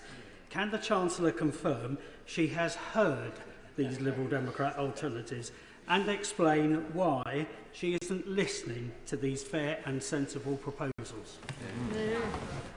One thing that is scored in the OBR document actually today is the gambling levy that this government has already introduced, and that money will be used to make sure that we regulate gambling properly in our country, and rightly so. Gregor Poynton. Thank you, Madam Deputy Speaker. For defence companies in Scotland, UK Export Finance plays a crucial role in financing sales to our allies around the world, including Ukraine. Can the Chancellor therefore outline how the increase in capacity in UK Export Finance will help defence companies in Scotland create jobs in my Livingston constituency and strengthen our national defence? Just 2 weeks ago, I was able to announce £2 billion extra for UK Export Finance, specifically to help defence companies in the UK export. As countries around the world and Europe particularly increase defence spending, I want to make sure that we get those contracts here in Britain to support our proud defence industry, including in places like Livingston and in Rosyth, where I was meeting Babcock just a couple of weeks ago. Robin Swan. Thank you very much, Madam Deputy Speaker. The Chancellor's statement referred to people who were listening. The President of the Ulster Farmers Union was actually in the public gallery to hear her statement, which didn't reference agriculture or farming at all. It talked about country security and safety, nothing on food safety. It spoke of writing off the generation of young people. The Chancellor's family farm tax will write off a generation of young farmers. What confidence can the Chancellor give our agricultural sector? With specific reference to agricultural property relief, unless you have a farm that is worth around £3 million, you won't be paying extra tax. More than 2/3 of farms are not affected at all by the changes in that relief. And if you do pay the tax, it's at half the rate that anybody else pays, and you can pay it interest-free over a period of 10 years. Very different from the inheritance tax bills that anybody else pays. Mark Ferguson. Madam Deputy Speaker, and I welcome the Chancellor's reference in a recent answer to the £13 billion of additional capital expenditure announced today. So can she put today's statement in the context of the significant investments already made and forthcoming, and contrast it with the last government, who didn't have a plan for long-term growth and abandoned communities like mine? My honourable friend speaks powerfully on behalf of his constituents in Gateshead, who rely on the infrastructure that our country needs, whether that's energy, digital or transport infrastructure, and in fact the houses that all of our constituents need. In the budget last year, I put £100 billion extra into capital spending during the course of this Parliament, and I've been able to announce an additional £13 billion today. Unlike the party opposite, I'm not willing to cut capital investment, because that is capital investment is absolutely crucial to grow the economy and to leverage in the private sector investment that we need as well. Madam Deputy Speaker, the Chancellor's made much of the government's investment in defence and desire to make the country a defence industrial superpower. I'm keen to pitch for a slice of the protected £400 million for UK defence innovation. Huntingdon is the home of our defence intelligence capability, the US Air Force's Joint Intelligence Operations Centre Europe and the NATO Intelligence Fusion Centre. It has a huge investment in sites like the Alchemy Wielder Enterprise Campus, Brampton Cross and potentially the redevelopment of the MOD land around RAF Whitton as well. Perfect location for defence startups, and with the arrival of several already in flight, the US government is investing north of £500 million in Huntingdon alone. So could I ask her to make a similar commitment to Huntingdon and include it in her list of defence sites? What great pitch. I'm sure somebody from the Ministry of Defence, one of the ministers, would be really pleased to meet with you to discuss those opportunities. As we move to 2.5% of GDP spent on defence and 3% in the next Parliament, I am determined that that money benefits our troops in the UK, but also supports us become a defence industrial superpower. And I'm sure that we can work with the honourable gentleman to realise those ambitions for Huntingdon. Rosie Writing. Madam Deputy Speaker, the party opposite left a £22 billion hole in our public finances, and they continue to oppose every decision made by the Chancellor to clean up their mess. Can the Chancellor tell us how things would look now if the Conservative Party had their way? What it would mean for people in Kettering and around the country if we had continued under the plans of the previous government is that interest rates would have remained high, inflation would have remained high, and growth would continue to flatline. Whereas the OBR today forecasts that real household disposable incomes will rise, growth will be higher, living standards higher, because we have returned stability to the economy and we are backing the builders, not the blockers. Max Wilkinson. Sorry, Madam Deputy Speaker. I don't wish to interrupt the discussion on the front benches. Thank you, Madam Deputy Speaker. I have another opportunity for the Chancellor. In Cheltenham, we have a scheme that can produce jobs and growth and will support the defence industry. The Golden Valley development next to GCHQ, which will be a key part of this country's defence investment over the coming years. Will the Chancellor take it upon herself to work with ministers and other departments who already know about this to make sure that we get the investment that we deserve and GCHQ workers deserve too? I'm really proud of what GCHQ do to keep our country safe, and part of what we are doing around the defence budget above the lift to 2.5% is including some of the security service work, because increasingly the work that the security service do is crucial for our national security and defence. Of course, that's on top of the 2.5%, but as we protect defence spending, it is right that we take into account GCHQ and other security agencies as well. And of course, very happy to work with you to ensure that we maximise the benefits for so many constituencies, including in Cheltenham. Graham Downey. Much, Madam Deputy Speaker. Can I thank the Chancellor for her statement and welcome the increase in defence spending, which represents a huge opportunity for for Scottish workers. I was delighted to have her visit Rosyth in my constituency recently. Will she work to ensure a continuous shipbuilding programme in this country to maximise the opportunities for Scottish workers? And does she agree with me that it is utterly shameful that these workers have been ignored by the SNP for the last 18 years? And will she confirm that this Labour government will always value the role of shipbuilding for our economy and our national defence? I couldn't agree more with my honourable gentleman. It's just a shame that there's no SNP members in the House, although there are so few of them, to hear what he said. Perhaps the honourable gentleman would write to the SNP and ask them why they refuse to back the defence sector in the United Kingdom and specifically in Scotland. Adnan Hussain. Thank you, Madam Deputy Speaker. It is estimated that in under 5 years there will be over 3 million families in receipt of disability benefits who will financially lose as a result of today's announcement, with an average loss of £1,720 per year compared to inflation. Is the Chancellor comfortable knowing that she has brought despair and horror to disabled people and their families across the country? We have a very basic principle that people who deserve to be protected should be, those who can work should, and that we need a system that is sustainable. We don't have any of those three things today, and that's why we're reforming our welfare system, to give additional support for those with the highest needs, to give personalised, targeted and guaranteed support to help people back into work, and to ensure that we've got a system that is sustainable so it is there for generations to come. Louise Jones. As the Chancellor will know, the East Midlands is often at the bottom of investment league tables, and indeed we do suffer through a lack of transport planning. Will the Chancellor outline to me, however, how the extra public investment and the National Wealth Fund will change that and deliver for people in North East Derbyshire? I thank my honourable friend for that question. People in North East Derbyshire will benefit from the additional homes, whether they are able to buy those homes, to rent those homes, or indeed to build those homes, as we expand the number of construction apprenticeships and 10 new technical excellence colleges in construction. And they will also benefit from the increases in real household disposable income, because what we want when the economy grows is to have more money in people's pockets, and that's what the OBR confirm will happen today. Helen Morgan. Madam Deputy Speaker, pharmacies like Green End Pharmacy in Whitchurch, in my constituency, are struggling with the impending hike in employers' national insurance, business rates, and in fact that they don't know what they were being paid for NHS services this financial year, let alone next.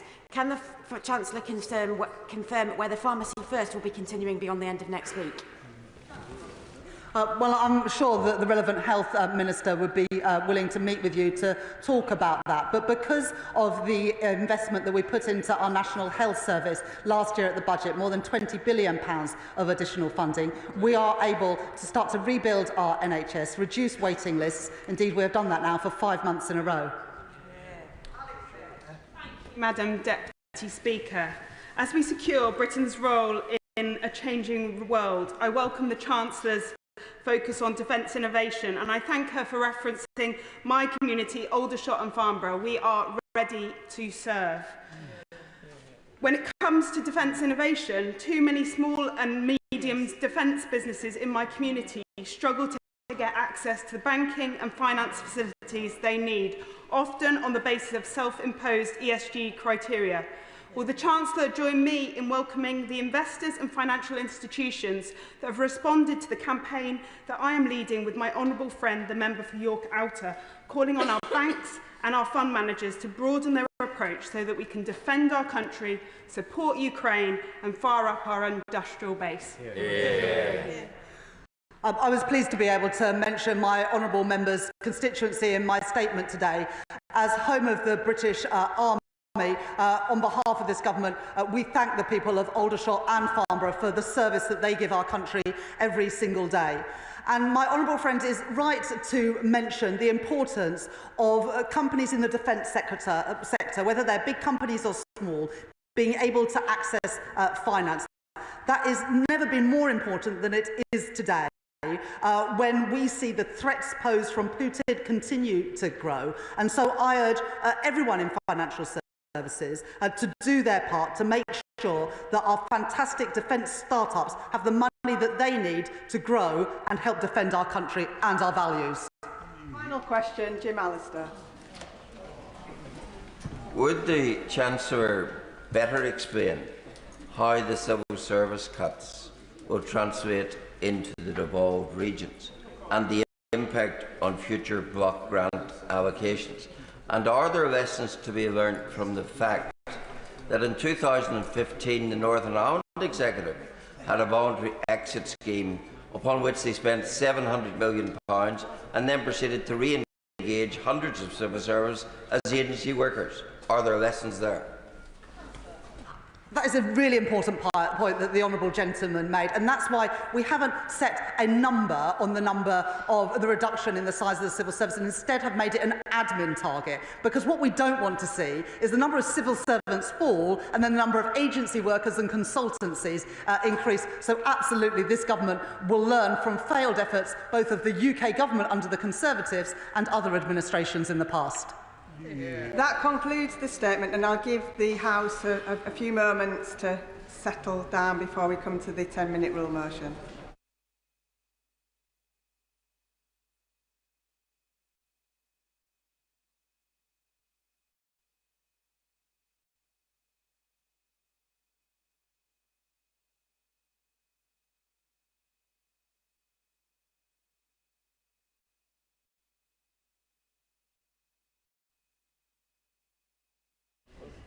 Minute rule motion. Anna Geldard. Thank you, Madam Deputy Speaker. I beg to move